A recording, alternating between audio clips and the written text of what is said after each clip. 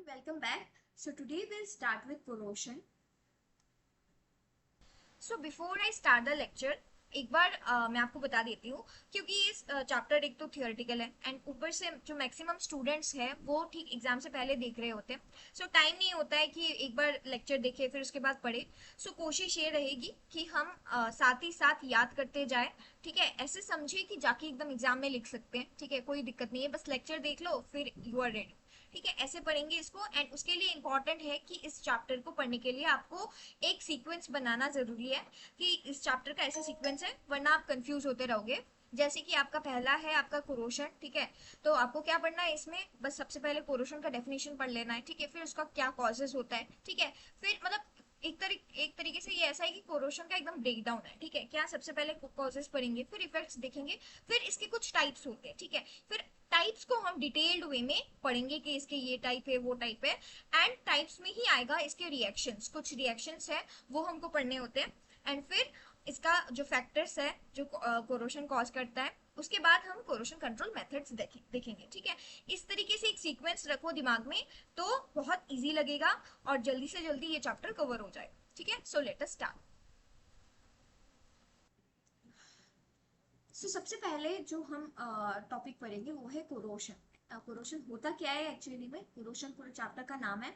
तो पहले समझते हैं कि आखिर ये कोरोशन क्या है। ठीक है, how will we define corrosion. So corrosion कुछ नहीं है, अपने लाइफ में आपने कई बार ऐसे देखा होगा, कुछ पार्टिकल्स होते हैं, मान लो कि आयरन के पार्टिकल, उसको अगर कुछ दिन खुले में छोड़ दिया गया हो तो क्या होता है, कुछ दिनों बाद वी हैव सीन कि उसके ऊपर एक रेडिश ब्राउन या रेडिश कलर का एक आपका लेयर गिर जाता है उसके ऊपर। ठीक है, तो इसका मतलब क्या कि वो पार्टिकल कोरोड हो चुका है। ठीक है, एंड इस फिनोमेना को हम लोग बोलते हैं कोरोशन, सिंपल। तो corrosion is the deterioration of materials by chemical interaction with the environment. वो होता कैसे है, वो एनवायरनमेंट के साथ एक केमिकल इंटरेक्शन होता है, केमिकल रिएक्शन क्रिएट होता है, तब उस चीज की वजह से ये चीज होता है। The term corrosion is sometimes also applied to the degradation of plastics, concrete and wood, but generally refers to metals. ठीक है, जनरली वो मेटल्स पे होता है, वो चीज़ खराब हो जाता है। ठीक है, एंड ऑल्सो अगर बहुत दिनों तक वो चीज़ ऐसे ही रखा पड़ा है खुले में, तो वो क्या होता है, कुछ दिनों बाद कि वो मतलब बहुत दिन हो गए, ठीक है, ऐसे अनअटेंडेड पड़ा हुआ है। ठीक है, तो क्या होता है कि वो चीज़ वीक हो जाता है। ठीक है, वो चीज़ टूट जाता है बहुत इजीली। तो इसका मतलब क्या है कि एक चीज से वो क्या हो रहा है कि वो मटेरियल डिटोरिएट हो जा रहा है। ठीक है, खराब हो जा रहा है। ओके, सो अब कुछ कॉमन एग्जांपल्स है कोरोशन की, जैसे कि हमारा रस्टिंग ऑफ आयरन हो गया, वेरी पॉपुलर। ठीक है, रस्टिंग ऑफ आयरन में आपका क्या होता है, जब भी ये कोई भी आपका आयरन का कोई भी पार्टिकल जब भी एटमॉस्फेरिक कंडीशंस में रखा होता है, तब क्या होता है, layer of reddish scale and power of Fe3O4 is form on the surface. ठीक है, ये चीज होता है, इसको हम लोग डिटेल में आराम से पढ़ेंगे बाद में। अब नेक्स्ट जो आपका होता है formation of green film on surface of copper, मतलब कि कॉपर की सरफेस में एक ग्रीन कलर का एक लेयर फॉर्म हो जाता है। क्या होता है, किस वजह से होता है, CuCO3 CuOH होल ट्वाइस ये चीज फॉर्म हो जाता है। यहाँ पे लिखा है green layer of basic carbonate consisting of this compound is formed on the surface of copper when expose to moist air. हाँ, ठीक है, तो इसका मतलब यही है कि कोई भी पार्टिकल्स को अगर एटमोस्फेयर मतलब खुले में छोड़ दोगे तो वो कुछ दिनों बाद वो मेटल का सरफेस में एक लेयर फॉर्म हो जाता है और वो चीज कोरोड हो जाता है। ठीक है, फिर आपका टर्निशिंग ऑफ सिल्वर हो गया। ठीक है, काफी बार होता है ना, सिल्वर का कोई मान लो कोई बर्तन है, ठीक है, या फिर मान लो कोई ऑर्नामेंट है जो हम लोग खरीदते हैं ना सिल्वर का, वो कुछ दिनों बाद देखते हैं हम लोग काला पड़ जाता है। ठीक है, ब्लैक ब्लैक कोटिंग हो जाता है उसके ऊपर, तो उसको हम लोग बोलते हैं टर्निशिंग ऑफ सिल्वर। ठीक है, ये तो कुछ एग्जाम्पल्स हो गए आपके कोरोशन के। ठीक, सबसे पहले हमने क्या पढ़ा कि कोरोशन होता क्या है, कोरोशन का डेफिनेशन क्या है, and then we have seen कि भाई कोरोशन के कुछ एग्जांपल्स है कि मतलब रस्टिंग ऑफ आयरन हो गया, this is one of the example of corrosion. ऐसे ही बाकी दोनों हमने देख लिया कि बेसिक कुछ कॉमन एग्जांपल्स क्या है। अब नेक्स्ट हम लोग देखेंगे कि भाई कोरोशन होता क्यों है। ठीक है, मतलब कुछ तो हम लोग को ये समझ में आ गया कि खुले में रख देंगे तो ये चीज खराब हो जाएगा, कोरोड हो जाएगा, पर ऐसा होता क्यों है।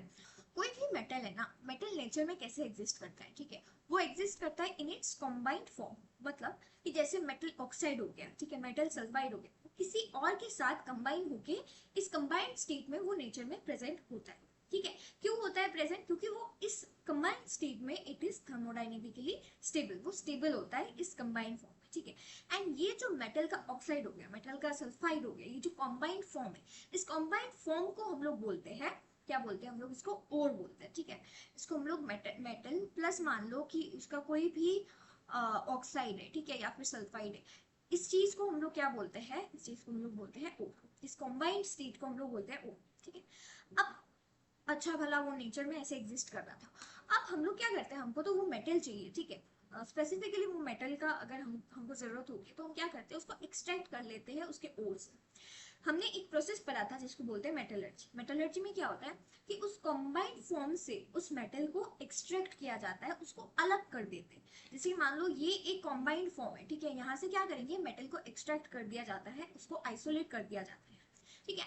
अब इस सिचुएशन में जब वो अपने कॉम्बाइंड फॉर्म में था, इस सिचुएशन में वो स्टेबल था, ठीक है। जैसे ही मेटल को हमने अलग कर दिया, वो अनस्टेबल हो गया। एंड कोई भी चीज जब अनस्टेबल हो जाता है, वो स्टेबिलिटी ढूंढता है, उसको स्टेबिलिटी चाहिए, ठीक है। तो वो स्टेबिलिटी पाने के लिए क्या करेगा, किसी ना किसी तरीके से वो फिर से अपने कॉम्बाइंड स्टेट में जाना चाहेगा। इस प्रोसेस को, जब वो मेटल एक आइसोलेटेड स्टेट पे है, जब हमने उसको एक्सट्रैक्ट कर लिया, उस आइसोलेटेड स्टेट से जब वो अपने कॉम्बाइंड फॉर्म में जाने की कोशिश करेगा, उस प्रोसेस को हम लोग बोलेंगे कोरोशन, ठीक है।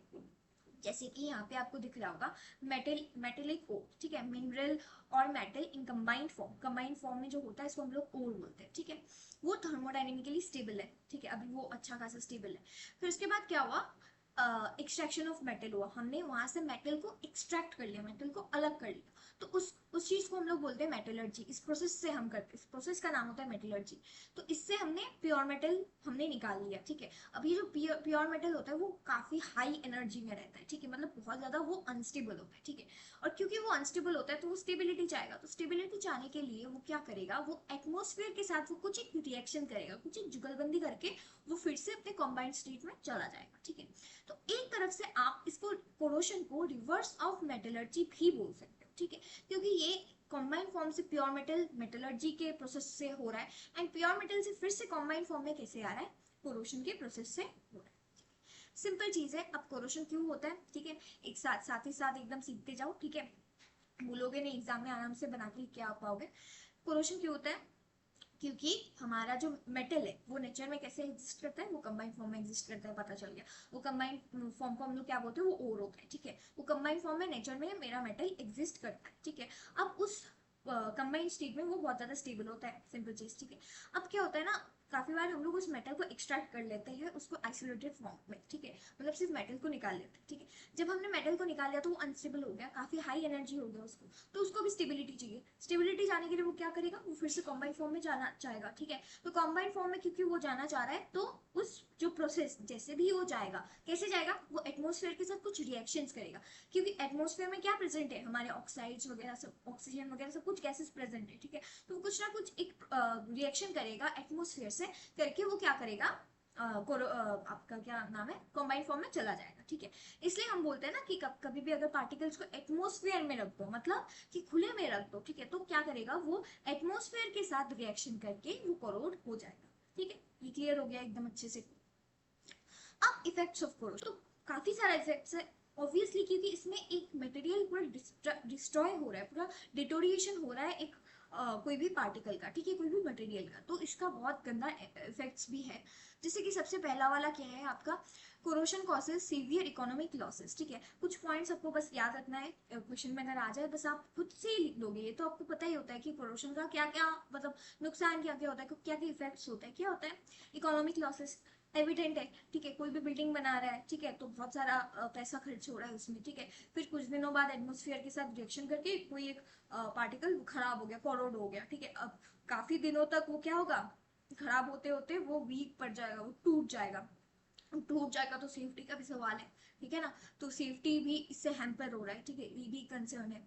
इसके अलावा क्या है, जैसे कि मान लो कोई भी पार्टिकल है, ठीक है, वो कोरोड हो गया, अब उसको रिप्लेस करना, उसको मेंटेन करना, ठीक है, टाइम टू टाइम मेंटेन करना, उसको रिप्लेस करना, वहां से फिर दूसरी चीज को लगाना, ये सब में भी बहुत इकोनॉमिक खर्चा है, ठीक है।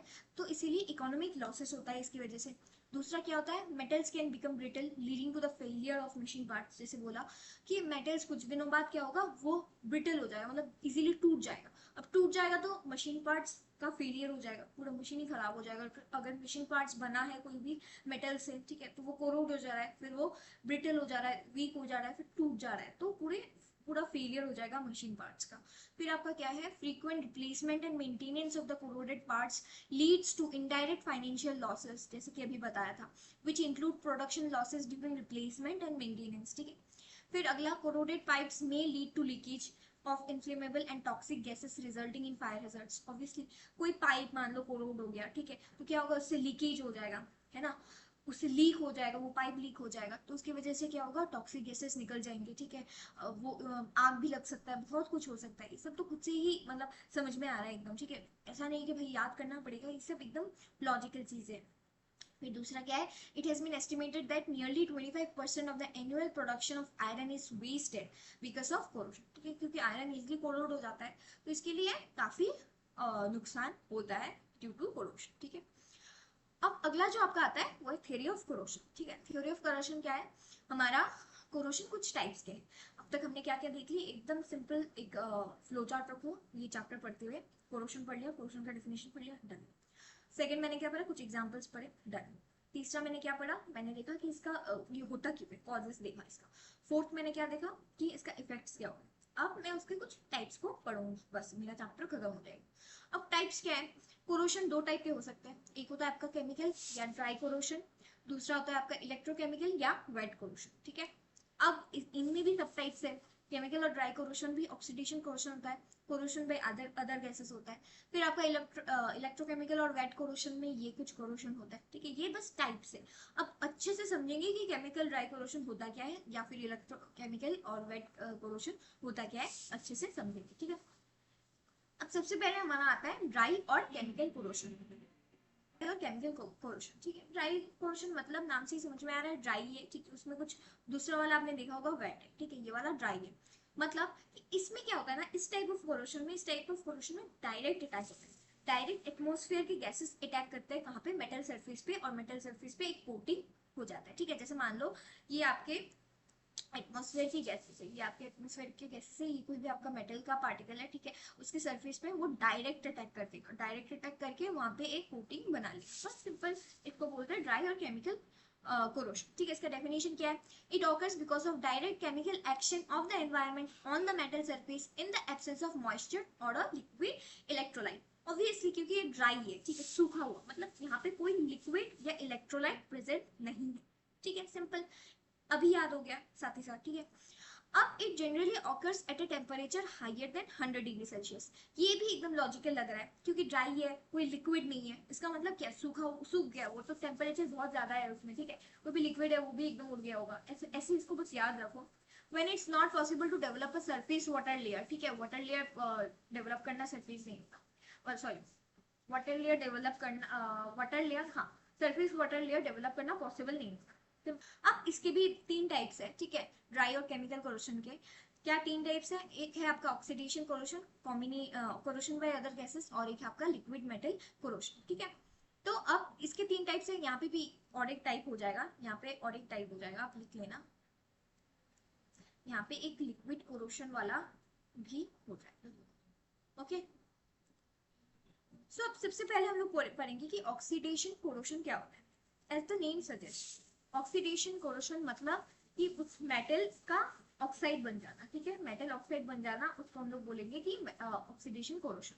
जैसे कि हमको पता है कि क्या होता है, जैसे हमने फॉल्स में पढ़ा था कि मेटल ऑलरेडी एक अपने कंबाइंड स्टेट में प्रेजेंट होता है, हम क्या करते हैं, उसको निकाल लेते हैं, ठीक है, निकालने के बाद उसको ऐसे आइसोलेटेड अकेला रख देते हैं, उस स्टेट में वो बहुत ज्यादा एनर्जी उसका हाई होता है, अनस्टेबल होता है, वो फिर से अपने कंबाइंड स्टेट में जाने की कोशिश करता है। तो मतलब कि वो क्या करेगा, वो मेटल वो अकेला है, वो किसी को ढूंढ रहा है कि भाई ऑक्सीजन मेरे साथ आके रिएक्शन कर ले, और फिर बन जाते हैं हम लोग कंबाइंड स्टेट में, हम लोग स्टेबल हो जाएंगे, ठीक है। तो ऑक्सीडेशन कोरोशन का यही मतलब है, it is brought about by the direct action of क्या, हमारा oxygen, by the direct action of oxygen on the metal surface to form the corresponding oxide at high और लो टेम्परेचर, ठीक है।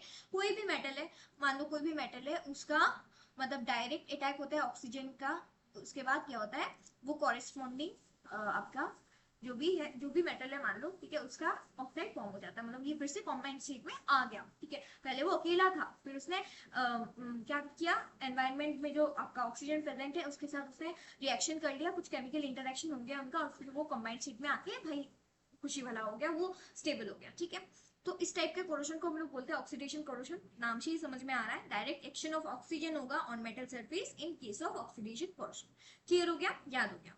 At low temperature, alkali and alkaline earth metals are oxidized, and at high temperatures, except these metals, all other metals are oxidized. ठीक है, ये भी समझ में आ गया। लो टेम्परेचर में आपका क्या होता है, जो एल्कली, जो एल्कलाइन अर्थ मेटल्स होता है वो ऑक्सीडाइज्ड होता है। वो लो टेम्परेचर में जो एल्कली एल्कलाइन अर्थ मेटल जो होते हैं वो ऑक्सीडाइज हो जाते हैं, और हाई टेम्परेचर्स में कौन होता है, बाकी सारे हो जाते हैं। बाकी सारे हाई टेम्परेचर में हो जाते हैं, लो टेम्परेचर में आपके एल्कली और एल्कलाइन अर्थ मेटल्स हो जाते हैं। अब इसमें कुछ एक्सेप्शंस है।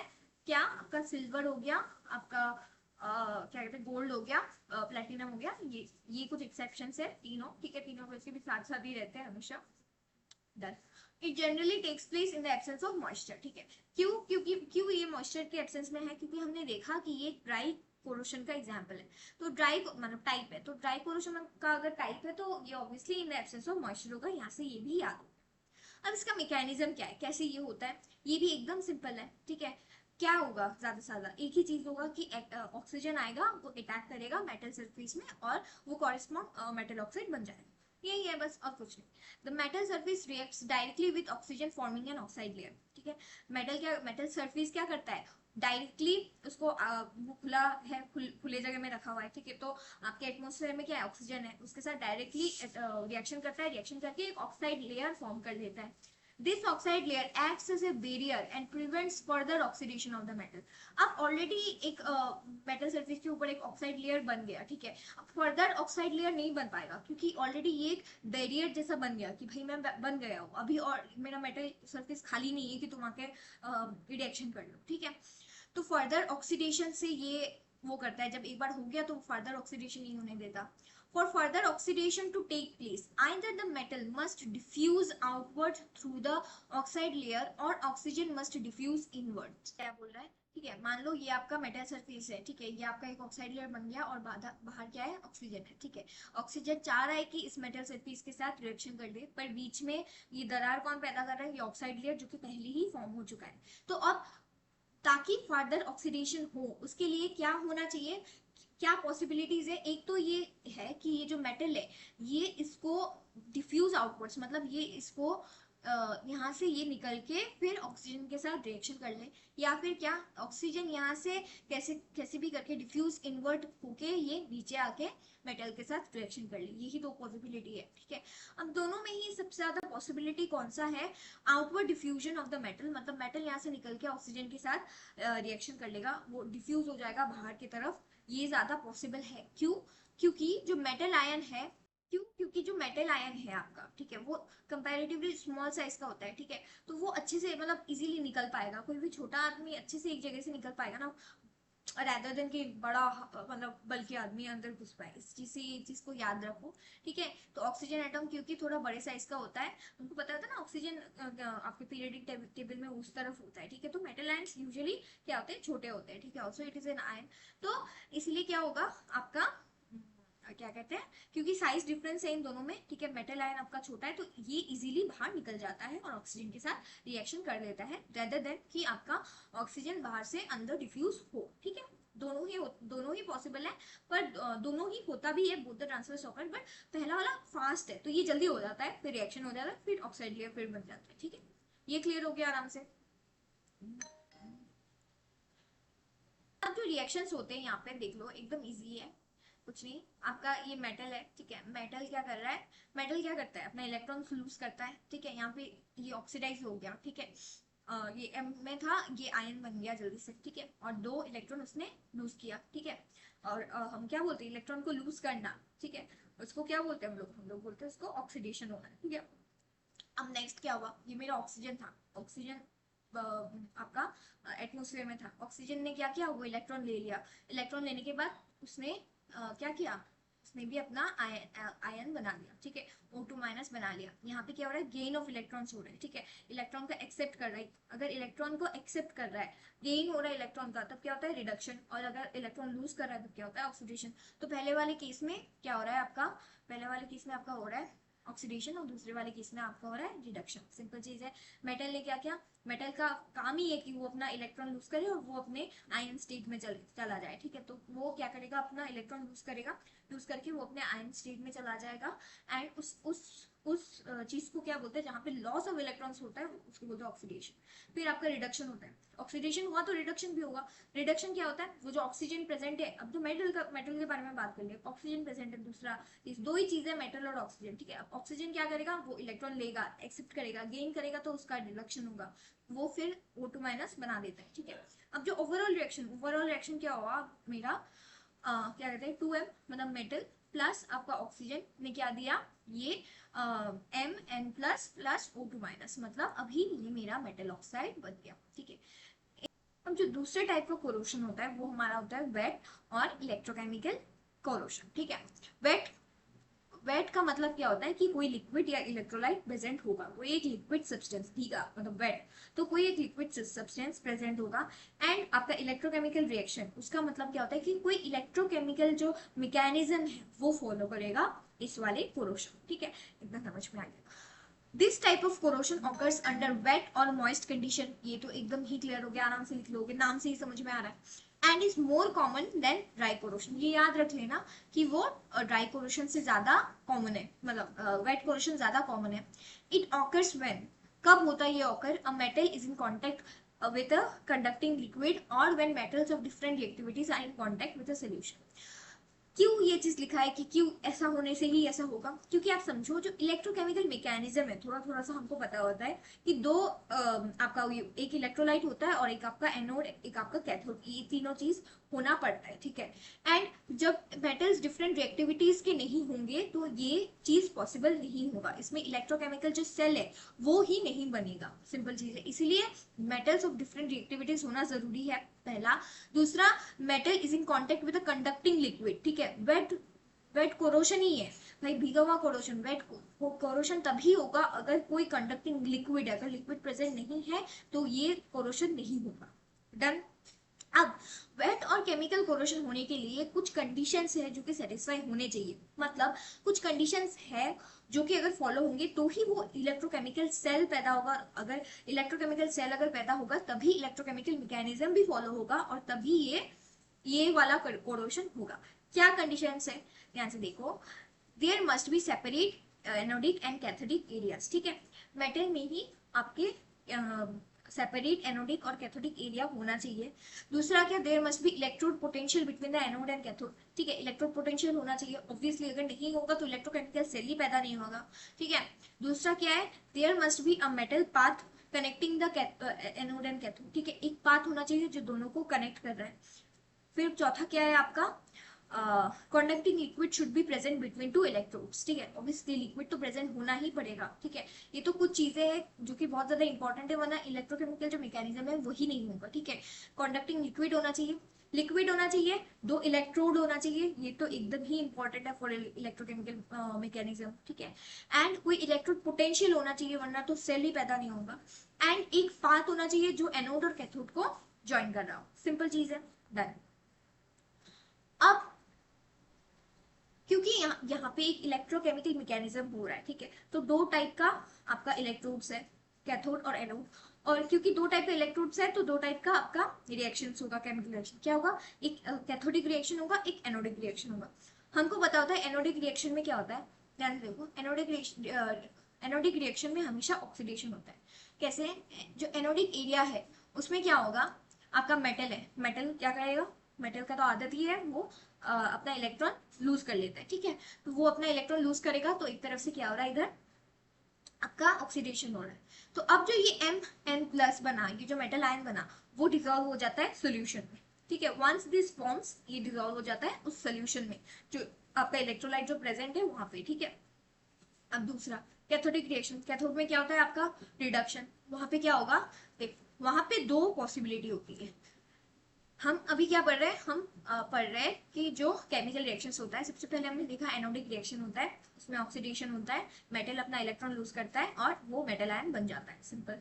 अब दूसरा चीज होता है कैथोडिक रिएक्शन। अब कैथोडिक रिएक्शन में दो चीज हो सकता है, क्या, या तो ऑक्सीजन एब्सेंट है या तो ऑक्सीजन प्रेजेंट है, ठीक है। अगर ऑक्सीजन एब्सेंट है तो क्या होगा, इवोल्यूशन ऑफ हाइड्रोजन होगा, और अगर ऑक्सीजन प्रेजेंट है तो क्या होगा आपका, एब्जॉर्प्शन ऑफ ऑक्सीजन। ठीक है, ऑब्वियसली अगर ऑक्सीजन प्रेजेंट है तभी ना एब्जॉर्प्शन ऑफ ऑक्सीजन होगा, अगर ऑक्सीजन प्रेजेंट ही नहीं है तो एब्जॉर्प्शन ऑफ ऑक्सीजन नहीं होगा।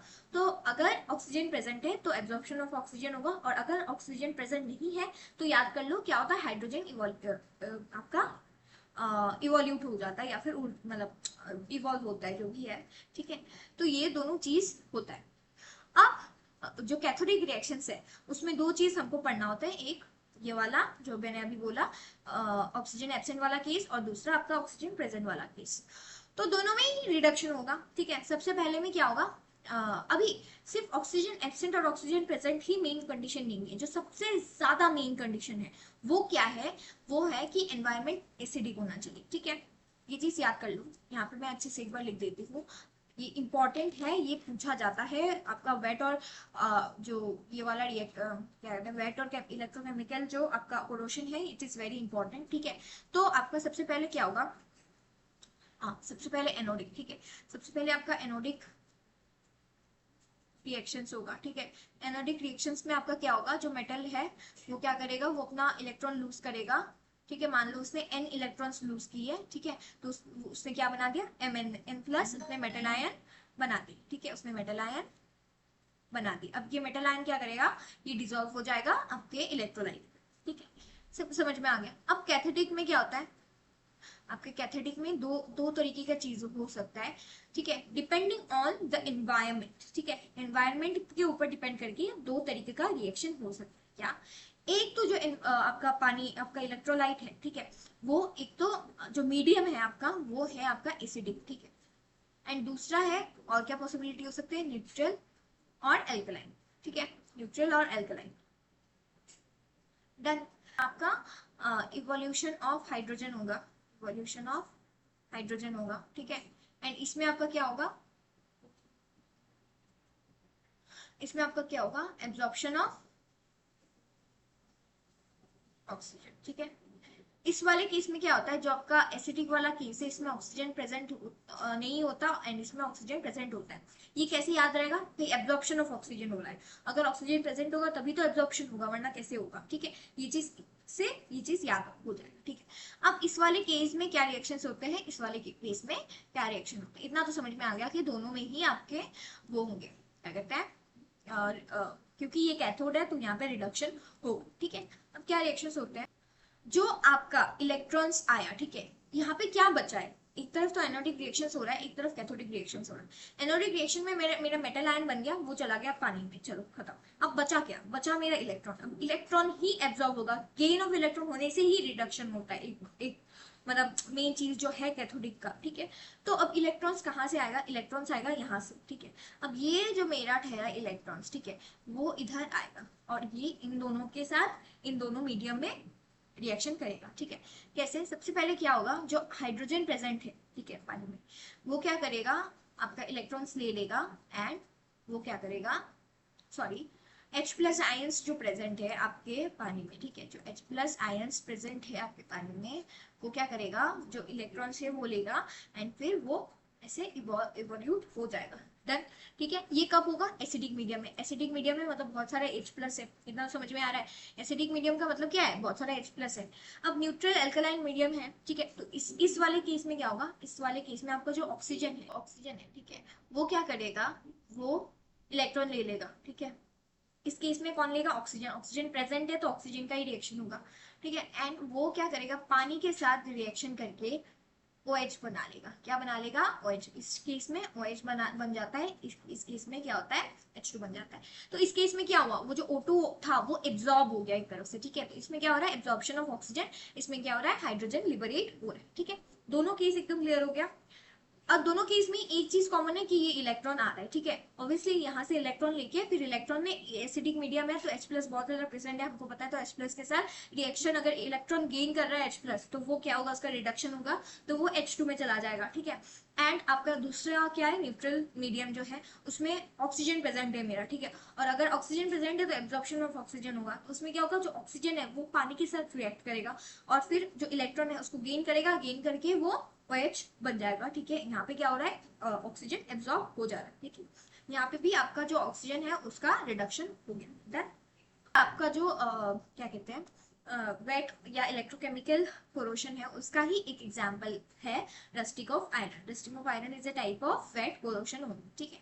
तो इसमें भी दो केसेस है, ठीक है। एक है आपका एब्सेंस ऑफ ऑक्सीजन, एक है आपका प्रेजेंस ऑफ ऑक्सीजन। अब एब्सेंस ऑफ ऑक्सीजन में दो केस हो सकता है, एक तो एसिडिक मीडियम है, एक तो आपका न्यूट्रल मीडियम है। एसिडिक मीडियम में हमने क्या देखा, एसिडिक मीडियम में कुछ किसमें डिफरेंस आता है, सिर्फ कैथोड में, कैथोड के रिएक्शंस में डिफरेंट आता है, ठीक है। एनोड का रिएक्शंस दोनों में सेम होता है। एनोड में एक ही चीज होता है, ऑक्सीडेशन, मेटल अपना इलेक्ट्रॉन लूज कर लेता है, मेटल आयन बन जाता है। कैथोड में अलग होता है in case of acidic medium and in case of neutral medium. इन दोनों में बस कैथोड के रिएक्शंस में डिफरेंट होता है। क्या डिफरेंट होता है हमने देखा है, ठीक है। यहाँ पे देखो एनोड के रिएक्शन में जो आयरन है, इस टाइम पे मेरा एम जो था लास्ट मैंने देखा था, वो मेरा एम क्या हो गया, आयरन हो गया, ठीक है। आयरन Fe2+ स्टेट में आ गया, दो इलेक्ट्रॉन उसने रिलीज कर दिए। कैथोड में क्या होगा, वो दो इलेक्ट्रॉन H+ ले लेगा, क्यों, क्योंकि ये एसिडिक मीडियम में बहुत सारा H+ प्रेजेंट है, ठीक है। एंड मेरा हाइड्रोजन गैस लिबरेट हो जाएगा। डन। ओवरऑल रिएक्शन क्या हो रहा है, कुछ ऐसा हो रहा है, ठीक है। ये भी समझ में आ गया। अब नेक्स्ट क्या है मेरा, न्यूट्रल या अल्कलाइन मीडियम, ठीक है। अब जो प्रेजेंस ऑफ ऑक्सीजन जब होता है ना, जो आपका ऑक्सीजन है, ऑक्सीजन के एब्सेंस में क्या होता है, ऑक्सीजन के एब्सेंस में आपका एक चीज आप याद रखना, ऑक्सीजन के एब्सेंस में जो आपका कैथोडिक एरिया है, ठीक है, कैथोडिक एरिया जो है वो छोटा होता है। वो क्या होता है, छोटा होता है, ठीक है, वो छोटा होता है। एंड आपका जो एनोडिक एरिया है वो बड़ा होता है इन केस ऑफ आपका एब्सेंस ऑफ ऑक्सीजन, ठीक है। तो आपको इस वाले फिगर में दिख रहा होगा, यहाँ पे जो मेरा कैथोड है वो स्मॉल कैथोड है और जो मेरा एनोडिक एरिया है वो लार्ज है। क्या रिएक्शन हो रहे हैं मेरे कैथोड में, मेरा हाइड्रोजन का जो रिडक्शन हो रहा है, ठीक है। एंड मेरा एनोड में आयरन का ऑक्सीडेशन हो रहा है, ठीक है। एंड वो इलेक्ट्रोलाइट में आ रहा है एंड जो इलेक्ट्रॉन्स है वो इधर पहुंच रहे हैं एंड देन इलेक्ट्रॉन्स को हाइड्रोजन गेन करके H2 बना रहा है। सिंपल चीज है, ठीक है। ये मेरा हो गया एसिडिक रिएक्शन, एसिडिक एनवायरनमेंट का रिएक्शन। अब दूसरा मेरा क्या होगा, एनोडिक सॉरी न्यूट्रलाइन और अल्कलाइन मीडियम में, उसमें मेरा anodic reaction will remain the same. उसमें आयरन 2+ स्टेट में चला जाएगा, आयन बन जाएगा, ओके। उसके बाद आपके कैथोड में डिफरेंट आएगा। न्यूट्रल अल्कलाइन मीडियम में मैंने क्या बोला था, क्या होता है, उसमें ऑक्सीजन का एब्जॉर्प्शन होता है, ठीक है। तो यहाँ पे क्या होगा, देखो ध्यान से, यहाँ पे क्या डिफरेंस है बताए। यहाँ पे डिफरेंस ये है कि इधर ऑक्सीजन ही प्रेजेंट नहीं है, इधर क्या है, आपका जो ऑक्सीजन है वही प्रेजेंट नहीं है। तो अगर वो प्रेजेंट नहीं है तो इधर क्या होगा, न्यूट्रल मीडियम है क्योंकि ये, तो यहाँ पे H2O होगा, ठीक है। यहाँ पे पानी के फॉर्म में होगा, पहले एसिडिक मीडियम था इसलिए इधर H+ के फॉर्म में था, इधर पानी है तो H2O हो गया। वो ये इलेक्ट्रॉन लेगा, लेने के बाद H2 बनाएगा और OH- बनाएगा, ठीक है। अब ये क्या होगा, यहाँ पे ध्यान से देखो, Fe और H2O मिला के जो ये ओवरऑल रिएक्शन है वो क्या बन रहा है, वो Fe2+ प्लस 2OH- बन रहा है, ठीक है। ये दोनों रिएक्शन एकदम, मतलब दोनों मीडियम का रिएक्शन क्लियर हो गया। अब तक इसमें मेरा क्या है इसमें मेरा H+ नहीं है, OH- बन रहा है, ठीक है। तो जो मेरा एनोडिक एरिया है और मेरा कैथोडिक एरिया है, ठीक है। एनोडिक एरिया में मेरा क्या है, Fe2+ है, ठीक है। कैथोडिक एरिया में मेरा क्या है, OH- है, ठीक है। इन दोनों का मिलन हो जाएगा, ये दोनों एक दूसरे की तरफ डिफ्यूज होंगे। डिफ्यूज होने के बाद ये लोग क्या बना देंगे, FeOH होल ट्वाइस, इस केस में बन जाएगा, ठीक है। और ये मेरा हो जाएगा प्रोडक्ट। डन। ये आई थिंक बहुत अच्छे से क्लियर हो गया। अब अगला है मेरा इन प्रेजेंस ऑफ ऑक्सीजन। अगर प्रेजेंस ऑफ ऑक्सीजन होता है तो यूजुअली जो एक्वस सोल्यूशन होता है वो न्यूट्रल होता है, ठीक है। इसमें क्या होता है, उल्टा हो जाएगा, anodic areas are small and cathodic areas are large. कुछ नहीं, इस वाले चीज में ही बस यहाँ पे आपका एनोडिक एरिया आ जाएगा और ये आपका कैथोडिक एरिया हो जाएगा। इसमें क्या रिएक्शन होता है, इसमें आपका एनोडिक रिएक्शन तो सेम रहेगा, ठीक है। कैथोडिक रिएक्शन में थोड़ा दिमाग लगाओ, क्या हो सकता है कैथोडिक रिएक्शन में। कैथोडिक रिएक्शन में क्या होगा आपका, क्योंकि यहाँ पे प्रेजेंस ऑफ ऑक्सीजन है, ऑक्सीजन एब्जॉर्ब हो जाएगा, ठीक है। यहाँ पे क्या हो रहा है, आपका ऑक्सीजन है प्लस वाटर है प्लस आपका इलेक्ट्रॉन है, OH- बन जा रहा है जैसे हमने देखा था, ठीक है। अब यहाँ पे क्या हो रहा है, देखो, the Fe2+ ions and OH- ions when they meet ferrous hydroxide is precipitated, ये चीज बन जाता है, ठीक है। तो जो फेरस हाइड्रोक्साइड है वो स्टेबल नहीं है, दिस इज नॉट स्टेबल, ठीक है। क्योंकि वो स्टेबल नहीं है तो क्या होगा, क्योंकि वो स्टेबल नहीं है and in the presence of oxygen and moisture it further oxidises. ठीक है, क्या होता है, ये जो आपका फेरस हाइड्रोक्साइड है वो खुद में स्टेबल नहीं है, तो कोई भी जो स्टेबल नहीं होता वो स्टेबल होना चाहता है, तो वो क्या करेगा, in the presence of oxygen, भाई यहाँ पे ऑक्सीजन भी प्रेजेंट है और मॉइस्चर भी प्रेजेंट है क्योंकि वेट कोरोशन है, तो वो फर्दर ऑक्सीडाइज हो जाता है और क्या होता है, आपका जो फेरस हाइड्रोक्साइड है वो ऑक्सीजन के साथ और पानी के साथ रिएक्शन करके FeOH होल थ्राइस बना लेता है, और इसको हम लोग इस फॉर्म में बोल सकते हैं Fe2O3.3H2O, जो कि हमारा होता है रस्ट। ठीक है, वेरी इंपॉर्टेंट, ये पूरा रस्टिंग ऑफ आयरन ही बहुत ज्यादा इंपॉर्टेंट है। ये जो हमारा FeOH थ्राइस है, यही ये वाला ही बस इसी फॉर्म में लिखा है, ठीक है, यही है, यही जो बनता है FeOH होल थ्राइस ही बनता है, corresponds to rust which is hydrated iron oxide of variable composition। ठीक है, the degree of hydration of iron oxide affects the color of rust that may vary from black anhydrous magnetite to yellow reddish brown. ठीक है, इसका colour different हो सकता है, कभी कभी ये ब्लैक होता है जो कलर लेयर बनता है कलर का, कभी कभी वो ब्लैक बनता है, कभी कभी वो येलोइश रेडिश ब्राउन होता है। येलोइश रेडिश ब्राउन जब बनता है तब Fe2O3.H2O एक H2 होता है यहाँ पे। ठीक है, एंड जब ब्लैक होता है तब सिर्फ Fe3O4 होता है। इस केस में क्या होता है, आपका Fe3O4 होता है। ठीक है, ये समझ में आ गया, दोनों कलर में दोनों अलग अलग होते हैं। डन। आप देख सकते हो, जैसे मैंने बोला था, यहाँ पे जो आपका कैथोडिक एरिया होता है वो लार्ज होता है, जो एनोडिक एरिया होता है वो छोटा होता है। ठीक है, और जो द कोरोशन प्रोडक्ट, ये जो अभी आपका FeOH होल थ्राइस बना, it is formed closer to the cathode. ठीक है, ये हमेशा कैथोड के पास बनता है। This is because smaller iron ions produced at anode diffuse rapidly towards cathode as compared with the diffusion of larger OH minus ion towards the anode। क्योंकि आपका आयरन छोटा होता है, मेटल आयन हमको पता होता है वो छोटा होता है साइज में, तो वो जल्दी से आसानी से वो डिफ्यूज हो जाता है टुवर्ड्स आपका क्या कहते हैं, कैथोड, कि वो इजीली कैथोड के तरफ डिफ्यूज हो जाता है, इसीलिए क्या होता है यहाँ पे ये फॉर्म होता है। अब इनके बीच का जो डिफरेंस है वो भी इंपॉर्टेंट है। ठीक है, या फिर यहाँ पे आप ऐसा भी बोल सकते हो ड्राई कोरोशन और ये जो मेरा वेट कोरोशन के बीच का डिफरेंस। ठीक है, पूछा जाता है, इट्स इंपॉर्टेंट। ओके, तो आप अच्छे से देख लेना, it takes place in dry conditions, पहला वाला तो भाई ऐसे ही हो गया। ठीक है, इसमें प्रेजेंस ऑफ एक्वस सोल्यूशन और इलेक्ट्रोलाइट इज अ मस्ट। ठीक है, ये एकदम भाई वर्ड से ही क्लियर हो रहा है, ड्राई कोरोशन है तो ड्राई होना चाहिए एनवायरमेंट। ठीक है, कंडीशंस ड्राई होना चाहिए। दूसरे में क्या, कोई भी एक्वस, कोई भी लिक्विड, ठीक है, क्योंकि ये वेट है तो लिक्विड कोई भी प्रेजेंट होना चाहिए। डन। दूसरे में क्या है, takes place by direct chemical attack. ठीक है, हमने बोला था डायरेक्ट केमिकल अटैक हो जाता है मेटल सरफेस में। इलेक्ट्रोकेमिकल में होता है नहीं, उसमें क्या होता है, by the formation of electrochemical cells बनता है। ठीक है, तीसरे में क्या देखा हमने, it can take place on a homogeneous and heterogeneous surface, it takes place on heterogeneous metal surface only. ठीक है, चौथा हमारा corrosion product deposits at the same spot where corrosion is occurred, उसी स्पॉट में ही लेयर फॉर्म हो जाता है, पर इसमें हमने देखा कैथोड के सामने होता है। सिमिलरली आपको ये डिफरेंसेस याद हो जाएंगे। ठीक है, इलेक्ट्रोकेमिकल कोरोशन। ठीक है, जैसे कि हमने ड्राई कोरोशन सबसे पहले पढ़ा था और उसके टाइप्स देखे थे, अभी हम लोग ने वेट और इलेक्ट्रोकेमिकल कोरोशन देख लिया। ठीक है, अब उसके टाइप्स देखेंगे, सिंपल एज दैट। ठीक है, तो इसके क्या क्या टाइप्स है, ध्यान से देखो।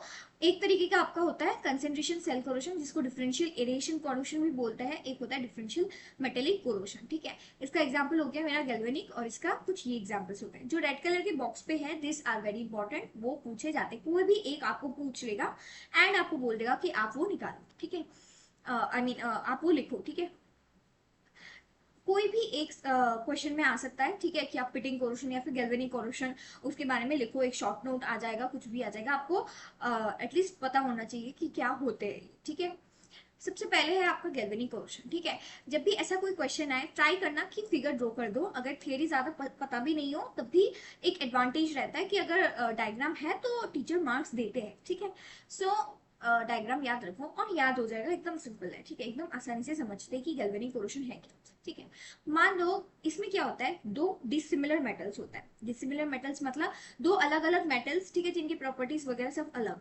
जैसे कि मान लो एग्जांपल लेते हैं जिंक और कॉपर का। ठीक है, किसका एग्जांपल ले रहे हैं हम लोग, जिंक एंड कॉपर का। ठीक है, ये दो डिसिमिलर मेटल्स ले लिए हमने। ठीक है, इनको क्या किया, इनको इलेक्ट्रिकली कनेक्ट कर दिया। इलेक्ट्रिकली कनेक्ट का मतलब क्या हो गया मेरा, कैथोड और एनोड बना दिया। ठीक है, एक को कैथोड, एक मेटल को कैथोड, एक मेटल को एनोड बना दिया।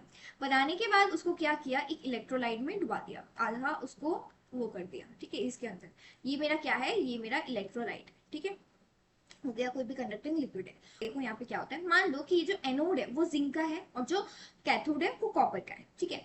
ऐसा क्यों है समझेंगे। सबसे पहले देखो एनोड में क्या होता है, एनोड में ऑक्सीडेशन होता है, ठीक है।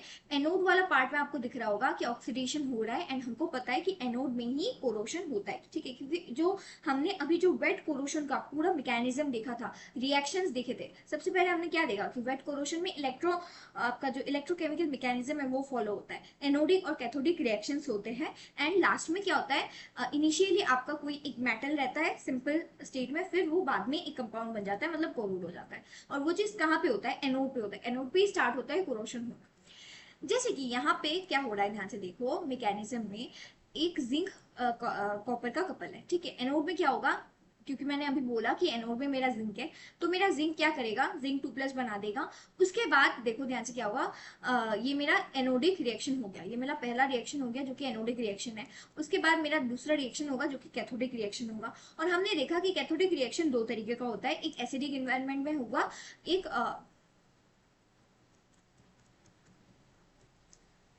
अब इसका बेसिक वो समझ लिया हमने कि कैसे क्या किसको रखना है। अब मैकेनिज्म क्या है समझो।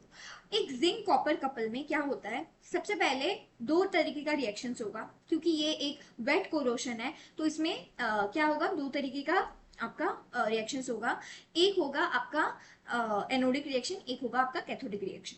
ये भी हमने पढ़ा था कि एनोडिक रिएक्शन तो एक ही टाइप का होता है, उसमें कुछ डिफरेंस नहीं होता, मीडियम अगर चेंज कर भी दे तब भी। पर कैथोडिक में डिफरेंस होता है, ठीक है। कैथोडिक में दो तरीके का पॉसिबिलिटी है, या तो एसिडिक एनवायरनमेंट है, या तो आपका एल्केलाइन एनवायरनमेंट है, या फिर न्यूट्रल, जो भी है, ठीक है। तो सबसे पहले क्या होगा, सबसे पहले में हमारा एनोड में रिएक्शन हो जाएगा, क्योंकि मैंने जिंक का एनोड लिया था इसलिए मेरा जिंक यहाँ पे ऑक्सीडाइज हो जा रहा है, ठीक है। एनोडिक रिएक्शन में जिंक ऑक्सीडाइज हो जा रहा है। अब मेरे कैथोडिक रिएक्शन में क्या होगा, कैथोडिक रिएक्शन में मेरा दो पॉसिबिलिटी है, एक एसिडिक एनवायरनमेंट, एक एल्कलाइन। एसिडिक एनवायरनमेंट में क्या बोला था, बहुत सारे H+ है, तो H+ है तो फिर क्या हो जाएगा, यहाँ पे H2 लिबरेट हो जाएगा, सिंपल।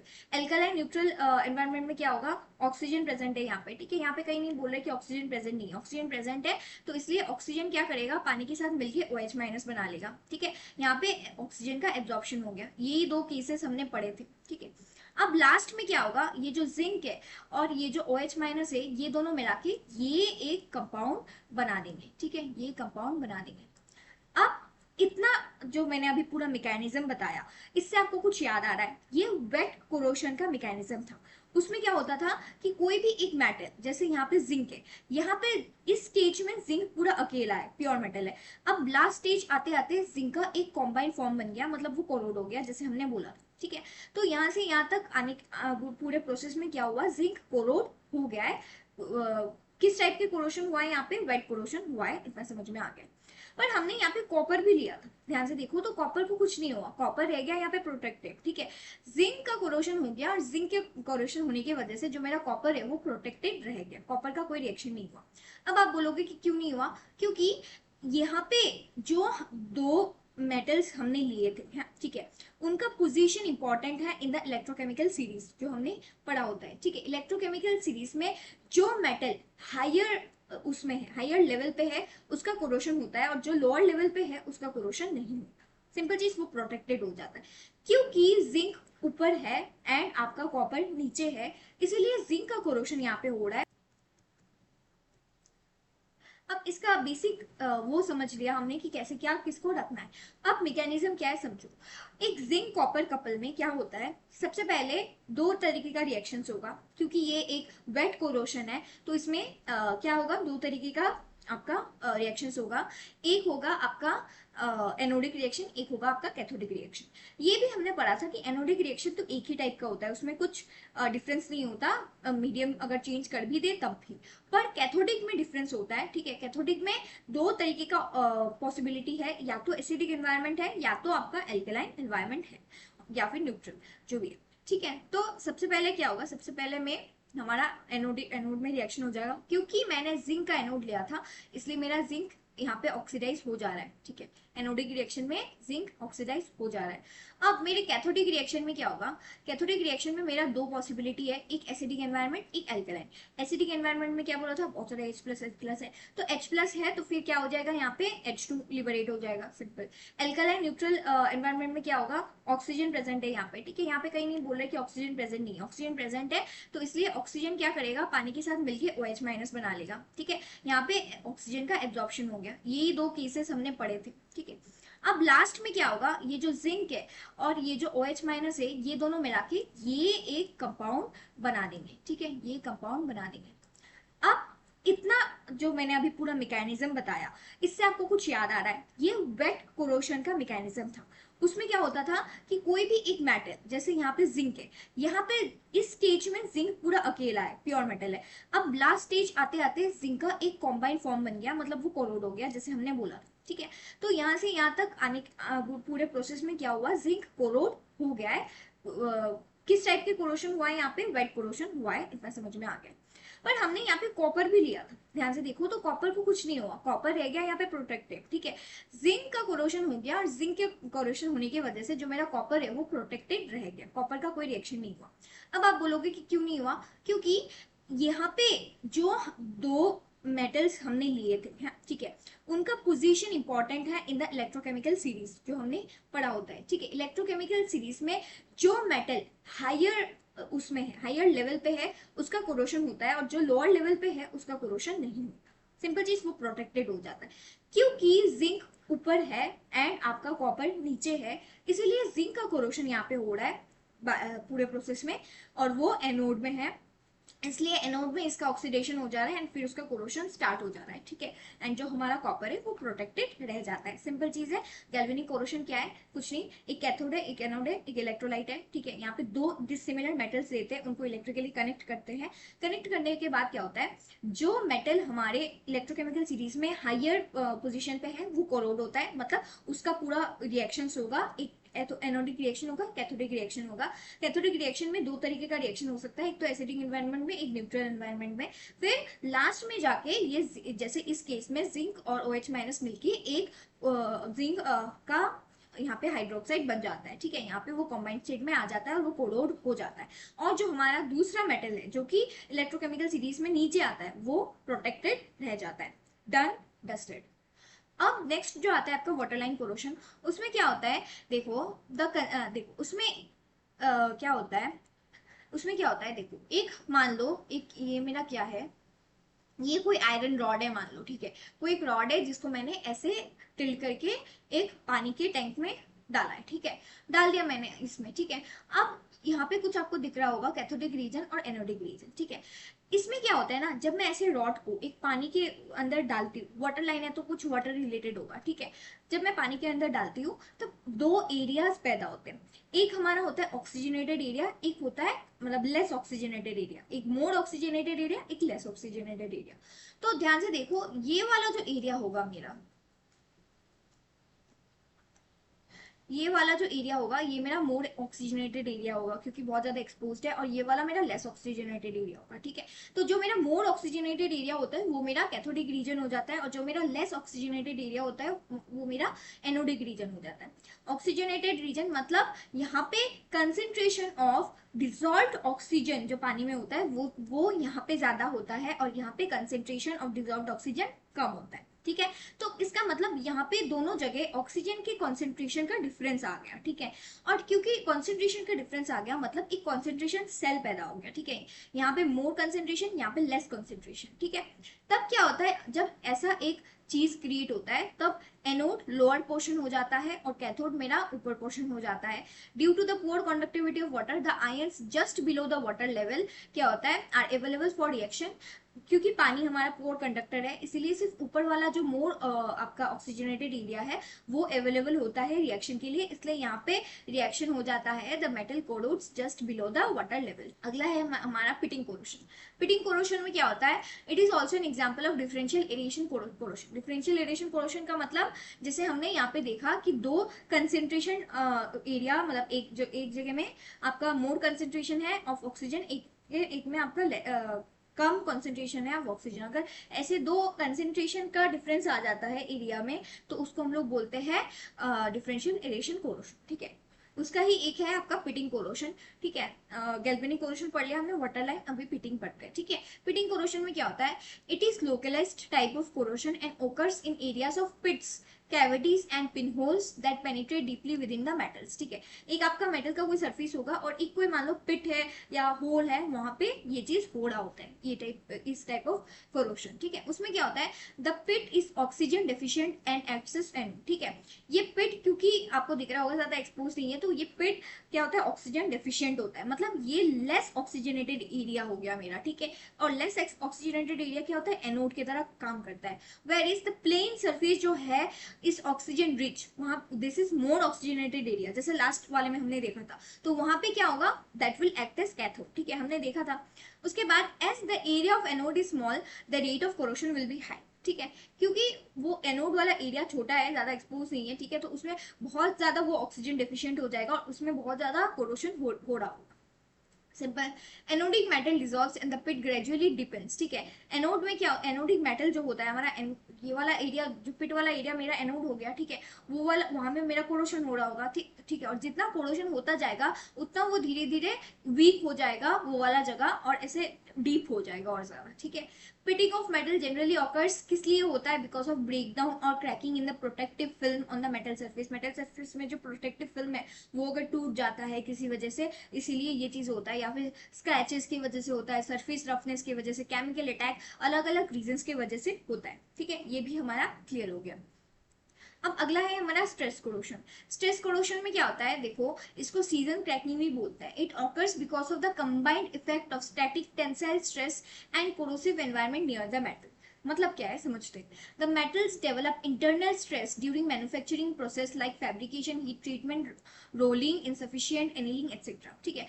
कुछ मैन्युफैक्चरिंग प्रोसेसेस होता है, जैसे हम लोग मेटल्स को लेके करते हैं ना, मान लो फैब्रिकेशन कर रहे हैं, हीट ट्रीटमेंट कर रहे हैं, रोलिंग कर रहे हैं, कुछ ऐसे मैन्युफैक्चरिंग प्रोसेसेस कर रहे हैं। ये प्रोसेसेस करते वक्त क्या होता है, जो मेटल्स है उनमें एक इंटरनल स्ट्रेस पैदा हो जाता है, ठीक है। इस इंटरनल स्ट्रेस की वजह से क्या होता है, देखो thermodynamically areas under stress are at higher energy level. जो एरिया स्ट्रेस में है वो क्या होता है, अनस्टेबल होता है, उसका एनर्जी बहुत ज्यादा हाई होता है, therefore they have high electrode potential and act as anode, ठीक है। ये समझ में आ गया कि क्योंकि उनका एनर्जी लेवल हाई होता है, इसका मतलब क्या होगा कि उनका इलेक्ट्रोड पोटेंशियल भी हाई है, और अगर इलेक्ट्रोड पोटेंशियल हाई है तो उसमें वहां पे ऑक्सीडेशन हो रहा होगा, तो वहां पे क्या होगा, एनोड हो रहा होगा, ठीक है, that will act as anode. The stress free areas, जहां जिस एरिया में फ्री नहीं है, सॉरी जिस एरिया में आपका स्ट्रेस नहीं है, देखो यहाँ पे भी दो एरिया पैदा हो रहे हैं, एक बहुत ज्यादा यहाँ पे स्ट्रेस है और एक स्ट्रेस फ्री एरिया। तो जो स्ट्रेस फ्री एरियाज है वहां पे लोअर इलेक्ट्रोड पोटेंशियल हो रहा होगा, क्योंकि वहां पे एनर्जी भी कम हो रहा होगा, and that will act as cathode, ठीक है। क्या समझ में आया, हमको समझ में आ गया क्या होता है यहाँ पे स्ट्रेस कोरोशन में। सिंपल है, यहाँ पे मेटल्स होंगे, ठीक है, मेटल्स के अंदर जब भी कोई मैन्युफैक्चरिंग प्रोसेस होता है तो उनके अंदर एक इंटरनल स्ट्रेस, एक दबाव पैदा हो जाता है, ठीक है। इस स्ट्रेस की वजह से क्या होता है, जिस एरिया मेटल का जिस एरिया में स्ट्रेस है वहां पे क्या होगा, हाई एनर्जी लेवल होगा, हाई एनर्जी लेवल होने की वजह से उधर एनोड हो रहा होगा, ठीक है, that will act as anode, वहां पे ऑक्सीडेशन हो रहा होगा। जो स्ट्रेस फ्री एरिया है, जहां पे स्ट्रेस नहीं है, वहां पे वो क्या एक्ट करेगा, that will act as cathode, ठीक है। इतना समझ में आ गया कि कौन सा एनोड काम करेगा, कौन सा कैथोड काम करेगा। तो ऑब्वियसली हमको पता है जो कोरोशन होता है वो कहाँ पे होता है, वो एनोडिक एरिया में हमेशा होता है, ठीक है। तो the anodic area becomes highly reactive and is attacked even bye a mild corrosive environment. मान लो कि इतना ज्यादा कोरोसिव एनवायरनमेंट नहीं है, छोटा सा मतलब कुछ कुछ चीजें ही है जो कि कोरोशन कॉज कर सकते हैं, उसके लिए भी हो जाता है, क्योंकि जो एनोडिक एरिया है उसका एनर्जी लेवल बहुत ज्यादा है, ठीक है, और बहुत ज्यादा वो रिएक्टिव है, वो रिएक्शन करना चाहता है, इसीलिए वो अटैक हो जाता है by mild corrosive environment resulting in the formation of a crack, ठीक है। धीरे धीरे फिर वो टूट जाता है, यहाँ पे आपको दिख रहा होगा। अब जो अगला है हमारा कुछ एग्जांपल्स है ऑफ स्ट्रेस कोरोशन, वो क्या है, सबसे पहले season cracking in brass. It is a term that apply specifically to stress corrosion in brass. कुछ नहीं, सीजन क्रैकिंग इन ब्रास मतलब जो स्ट्रेस कोरोशन हो रहा है हमारी ब्रास में, सिर्फ ब्रास में, उसको हम लोग बोल देंगे सीजन क्रैकिंग, ठीक है। Pure copper is immune to stress corrosion but the presence of alloying agents like this makes it prone to stress corrosion, ठीक है। जो प्योर कॉपर है वो एक्चुअली में स्ट्रेस कोरोशन उसमें नहीं होने वाला था, मतलब इट इज प्रोन, ठीक है, कि मेरे ऊपर स्ट्रेस कोरोशन नहीं होता, क्योंकि जो कॉपर है मान लो मैन्युफैक्चरिंग प्रोसेस में भी उसके अंदर इतना स्ट्रेस डेवलप नहीं होता। पर अगर उसको एलॉइंग एजेंट्स के साथ मिला दे, जैसे कि मान लो जिंक, एल्यूमिनियम, ये सब, तो ये इसको स्ट्रेस कोरोशन के लिए प्रोन कर देता है। Brass undergoes intergranular cracking in an atmosphere having traces of NH3, ठीक है, लास्ट लेक्चर में, ठीक है, इतना समझ में आ गया। अब हमने गैल्वेनिक पढ़ लिया, हमने वाटर लाइन पढ़ लिया, उसके बाद हमने स्ट्रेस कोरोशन पढ़ लिया, उसके टाइप्स देख लिए, खत्म। अभी जो अगला आता है हमारा सॉइल कोरोशन, ठीक है। सॉइल कोरोशन नाम से ही समझ में आ रहा है, उसमें क्या होगा, सॉइल का corrosion. It is also called underground corrosion, इसको अंडरग्राउंड कोरोशन भी बोलते हैं। There are various factors responsible for the corrosiveness of the soil. Soil क्यों कोरोड होता है, उसके लिए क्या क्या फैक्टर्स मतलब कंट्रीब्यूट करते हैं ये कोरोशन होने के लिए। एक तो एसिडिटी ऑफ सॉइल, ठीक है। Soils containing organic acids derived from humus are quite corrosive to steel, zinc, lead and copper, ठीक है। जितना सॉइल एसिड होगा, ठीक है, जितना उसमें कुछ ये सब चीजें प्रेजेंट होंगे, उतना वो मोर प्रोन टू कोरोशन हो जाता है। मॉइस्चर ऑफ द सॉइल, ठीक है, उसमें मॉइस्चर अगर दिख गया भाई, तब तो फिर कोरोशन हो जाएगा। फिर इलेक्ट्रिकल कंडक्टिविटी होगा, तो फिर कोरोशन होने के लिए जो कंडीशंस चाहिए वो धीरे धीरे फुलफिल हो रहे हैं। फिर आपका इलेक्ट्रोलाइट्स, जैसे हमने बोला था इलेक्ट्रोकेमिकल कोरोशन में, ठीक है। फिर आपका डिग्री ऑफ एरेशन, ठीक है, पोरोसिटी जितना ज्यादा होगा इतना ज्यादा, ठीक है। फिर आपका presence of bacteria and micro organisms, ये सब, ये कुछ अगर फैक्टर्स है जो कि रिस्पॉन्सिबल होते हैं सॉइल कोरोशन के लिए, ठीक है। कैसे याद रखोगे, देखो सॉइल का कोरोशन है, ठीक है, तो कुछ सॉइल रिलेटेड ही होगा। एक तो याद कर लेना कि कोरोशन होने के लिए क्या क्या फैक्टर्स मतलब जरूरी है। जैसे इलेक्ट्रोलाइट्स, हमको पता था इलेक्ट्रोलाइट्स होना जरूरी है for corrosion to takes place, तो इलेक्ट्रोलाइट्स, इलेक्ट्रिकल कंडक्टिविटी, ये सब वहां से याद आ गया। मॉइस्चर ऑफ द सॉइल वहां से याद आ गया कि भाई पानी होगा तो इलेक्ट्रोलाइट का कुछ, ऐसे याद रखने के लिए बोल रही हूँ, ठीक है। फिर आपका ये तीन तो याद हो गया। एसिडिटी ऑफ द सॉइल याद कर लेना कि भाई मतलब एसिडिटी होगा तो भाई कोरोशन के लिए थोड़ा सा वो मिल रहा है कि रिएक्शंस हो सकता है वहां पे एसिड रहेगा तो, ठीक है। फिर आपका डिग्री ऑफ एरेशन हो गया, और आपका presence of bacteria and micro organisms, ठीक है, ये सब रहेगा तो कोरोशन हो सकता है। दैट उसके बाद आपका आता है underground structures like water mains, cables etcetera passing from one soil to the other suffer from corrosion because of differential aeration in different parts of the soil. यहाँ पे भी different parts of the soil दो area बन जाता है, दो area बनने की वजह से क्या होता है, आपका कोरोशन हो सकता है, ठीक है। The presence of electrolytes enhances the rate of corrosion, ठीक है, इलेक्ट्रोलाइट्स जब प्रेजेंट होता है तो ये कोरोशन का रेट को बढ़ा देता है। Certain types of bacteria that oxidize organic matter and produce gases also cause soil corrosion. Soil corrosion is purely electrochemical in nature, ठीक है। ये जो केमिकल होता है, ये सॉरी, ये जो कोरोशन होता है, ये जैसे कि हम क्या पढ़ रहे हैं, हम तो अभी इलेक्ट्रोकेमिकल कोरोशन की ही टाइप्स पढ़ रहे हैं ना। तो क्या होता है यहाँ पे, ये जो हमारा सॉइल कोरोशन होता है ये प्योरली इलेक्ट्रोकेमिकली होता है। जो टाइप ऑफ कोरोशन ये शो करता है ये प्योरली इलेक्ट्रोकेमिकली होता है, ठीक है। Soil corrosion can be prevented, कैसे प्रिवेंट कर सकते हैं इसको, can be prevented by organic and inorganic coatings, metallic coatings, soil alteration by surrounding the metallic surface by limestone chips and by use of various cathodic protection methods, ठीक है। तो हम अच्छे से वैसे भी कोरोशन के जो डिटेल्ड में जो आपका वो है, क्या कहते हैं, मेथड्स है कि कैसे हम कोरोशन को रोक सकते हैं, वो हम लोग वैसे भी पढ़ने वाले हैं। अब बस याद रख लो कि कुछ कोटिंग वगैरह लगा दिया, उससे क्या होगा कि सॉइल कोरोशन को हम रोक सकते हैं, ठीक है। इसमें फिर एक चीज आता है आपका, उसको बोलते हैं पैसिविटी, ठीक है। ये पूछा जाता है कभी कभी, ठीक है, तो एक बार ये पढ़ लेते हैं। पैसिविटी क्या होता है, ध्यान से देखो। It is defined as the phenomenon in which a metal और an alloy exhibits a much higher corrosion resistance than expected from its position in the electrochemical series. मतलब क्या है, समझते हैं क्या होता है। देखो, हमको पता है, हमने एक चीज पढ़ा था, जो हमारा इलेक्ट्रोकेमिकल सीरीज होता है, ठीक है, उसमें जो मेटल हायर ऊपर लेवल में होता है वो इजीली कोरोड हो जाता है, और जो नीचे होता है वो इजीली कोरोड नहीं होता है। जैसे हमने देखा था इन केस ऑफ गैल्वेनिक कोरोशन भी, जो मेटल ऊपर है वो इजीली कोरोड हो जाता है, ठीक है। ऑल्सो हमको पता है इलेक्ट्रोकेमिकल सीरीज में जो ऊपर रहते हैं ना, ऊपर जैसे मान लो कि ये पोजीशन है, ये कोई एक मेटल है, ये कोई एक मेटल है, ठीक है। तो ये जो ऊपर वाला होगा ना, ये मोर रिएक्टिव होगा देन दिस, ठीक है। एंड ये ऊपर वाला कोरोड हो जाता है, ये हमको पता होता है।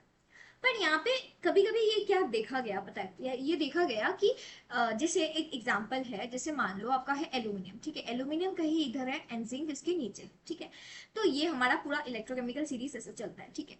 तो इस जो मैंने अभी लिखा एल्यूमिनियम और जिंक, इससे क्या समझ में आ रहा है? इससे समझ में आ रहा है कि जो मेटल जो हायर लेवल पे है वो इजीली कोरोड हो जाएगा। मतलब एल और जिंक को अगर मैं कंपेयर करूँ तो एल ज्यादा आपका एल्यूमिनियम ज्यादा कोरोड होना चाहिए, बट ऐसा होता नहीं है। क्या होता है, ऐसा देखा गया है कि जब एल्यूमिनियम और जिंक को एक साथ रखते हैं तब जिंक कोरोड हो जाता है, एल्यूमिनियम नहीं होता। तो ये कुछ एक अनयूजुअल चीज है, ठीक है, अनयूजुअल चीज है। तो इसको समझने के लिए, तो ये कुछ एक अनयूजुअल चीज है, ठीक है। तो इस अनयूजुअल चीज को समझने के लिए एक टर्म है जिसका नाम है पैसिविटी, ठीक है। पैसिविटी का मतलब कि ये जो एल्यूमिनियम है वो क्या करता है, वो एक आपका लेयर फॉर्म कर लेता है, ठीक है, एक प्रोटेक्टिव लेयर फॉर्म कर लेता है। कैसे? मान लो ये एल्यूमिनियम का सरफेस है, ठीक है, एंड ऑक्सीजन का अटैक हुआ और कुछ एक ऑक्साइड लेयर इसके ऊपर फॉर्म हुआ। ये जो ऑक्साइड लेयर फॉर्म हो गया ना, ये बहुत ज्यादा प्रोटेक्टिव होता है। ये मतलब इजीली जाता नहीं है, बहुत ज्यादा स्ट्रांगली ये एडहेयर होके मतलब चिपक के रहता है सरफेस के साथ। और क्योंकि ये बहुत मतलब क्या कहते हैं इसका नाम, एंड क्योंकि ये बहुत ज्यादा ऐसे स्टिक होता रहता है, तो ये हमेशा कैसे एक्ट करता है एज अ प्रोटेक्टिव लेयर, ताकि वो एल्यूमिनियम को कोरोड ना होने दे, ताकि फर्दर अटैक ना हो सके एल्यूमिनियम पे। इससे क्या होता है, एल्यूमिनियम का कोरोशन बच जाता है, ठीक है। Even if it is higher in the electrochemical series, it is more reactive than zinc, but still क्या होता है, due to the formation of that oxide layer, इसकी वजह से क्या होता है, and it is very like it is highly protective and it is very thin invisible oxide film on the surface, जिसकी वजह से क्या होता है कि आपका फर्दर रिएक्शन नहीं होता एंड ये कोरोड होने से बच जाता है, ठीक है। And it is a very good thing कि भाई मतलब आपके इलेक्ट्रोकेमिकल सीरीज के ऊपर है, हाईली रिएक्टिव है, ठीक है, प्रोन टू कोरोशन है, पर फिर भी एक लेयर की वजह से वो बच जा रहा है। So it is very useful. Passivity has been used to protect metals from corrosion. Passive oxide films are artificially produced on metals. फिर क्या होता है ना, इसको मतलब ये चीज ताकि मतलब कोरोशन के लिए बच जाए, आर्टिफिशियली भी ये ऑक्साइड लेयर ऐसे वो करते हैं, प्रोड्यूस करते हैं, सो दैट कि उस मेटल को हम लोग कोरोशन से बचा सकें, ठीक है। इसका मतलब होता है पैसिविटी, ठीक है, इतना समझ में आ गया। अब जो कोरोशन है वो क्या फर्दर और होगा, मतलब कि ऑलरेडी तो एक भाई लेयर बन गया है, ठीक है, ऑलरेडी एक लेयर बन गया है, अब उसके बाद और कोरोशन होने का पॉसिबिलिटी है कि नहीं, वो डिपेंड करता है on the nature of the oxide film formed, ठीक है। जो nature of the oxide film formed है उसके ऊपर ये डिपेंड करता है, ठीक है।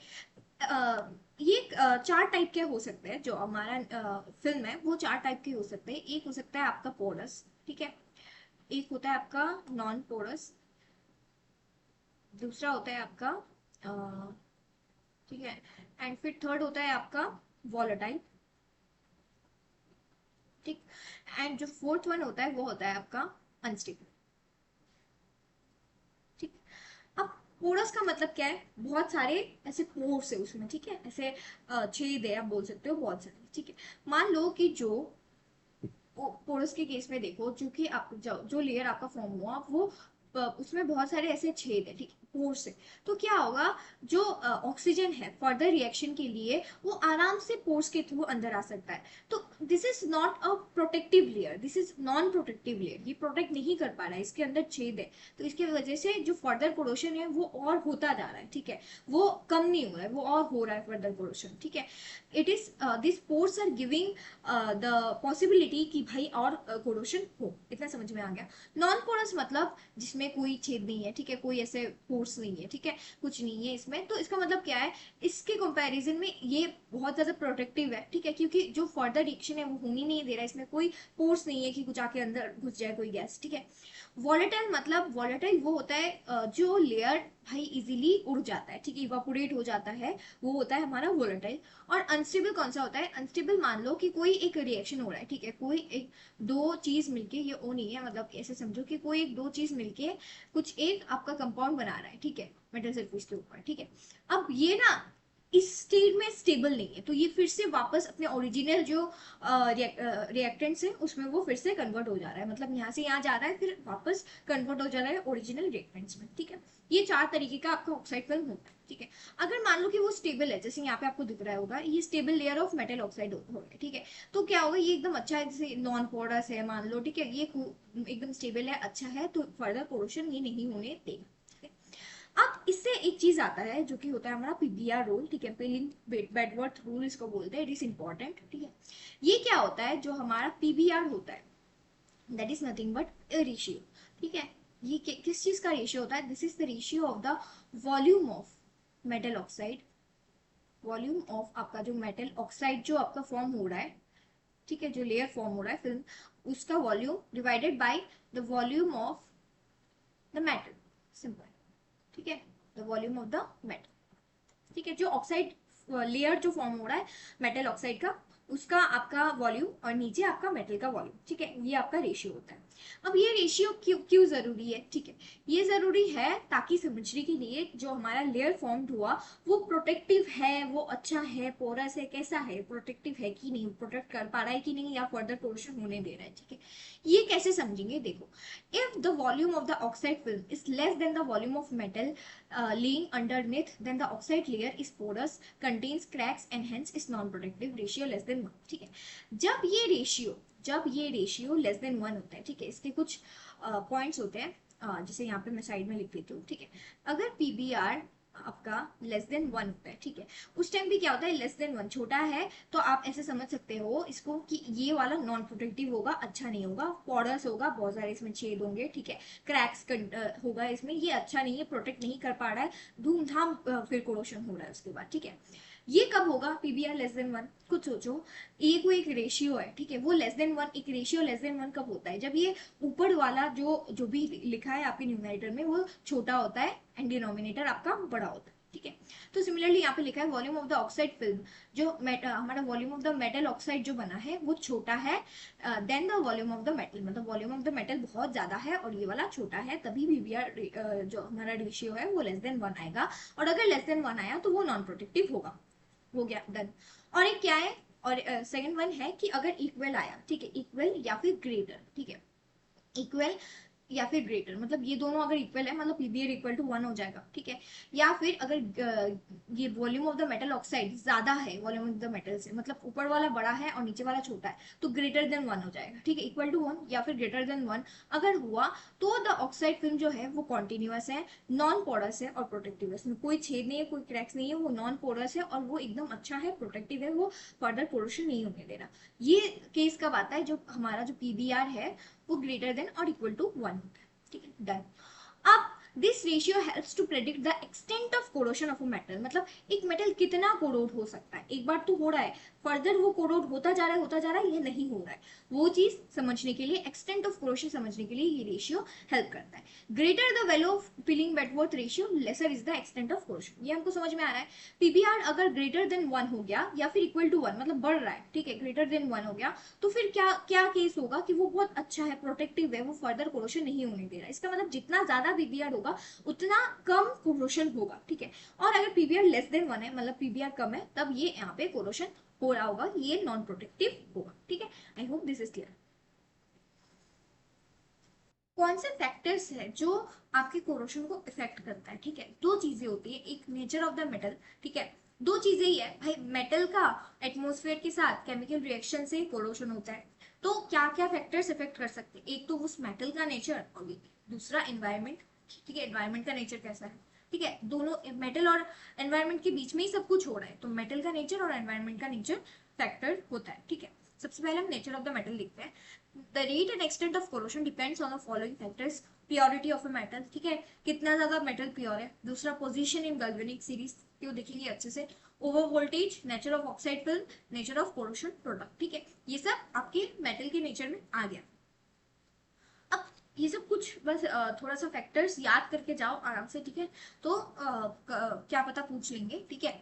तो सबसे पहले आपका क्या होता है, purity of the metal. Heterogeneity of the metal is due to the presence of impurities which form tiny electrochemical cells at the exposed part. The anodic parts get corroded. ठीक है, purity of, क्योंकि अगर metal pure नहीं है, ठीक है, इसमें बहुत सारी impurities है, तो फिर क्या होगा, इजीली कैथोडिक एरियाज और एनोडिक एरियाज फॉर्म हो जाएंगे, क्योंकि बहुत ज्यादा इम्प्योरिटी है उसमें, ठीक है। तो इसीलिए बहुत इजीली इलेक्ट्रोकेमिकल सेल्स पैदा हो जाते हैं, जिसकी वजह से क्या होता है, हमारा वेट कोरोशन, इलेक्ट्रोकेमिकल कोरोशन हो जाता है, ठीक है। और कोरोशन से डिस्ट्रक्शन किसका होता है, जो एनोडिक पार्ट होता है उसका डिस्ट्रक्शन हो जाता है, ठीक है। क्योंकि ये जो मेटल है ना, वो मेटल आयन में चला जाता है, ठीक है। फिर वो मेटल का क्या हो जाता है, डिस्ट्रक्शन हो जाता है, वो एक कंपाउंड फॉर्म में चला जाता है ना।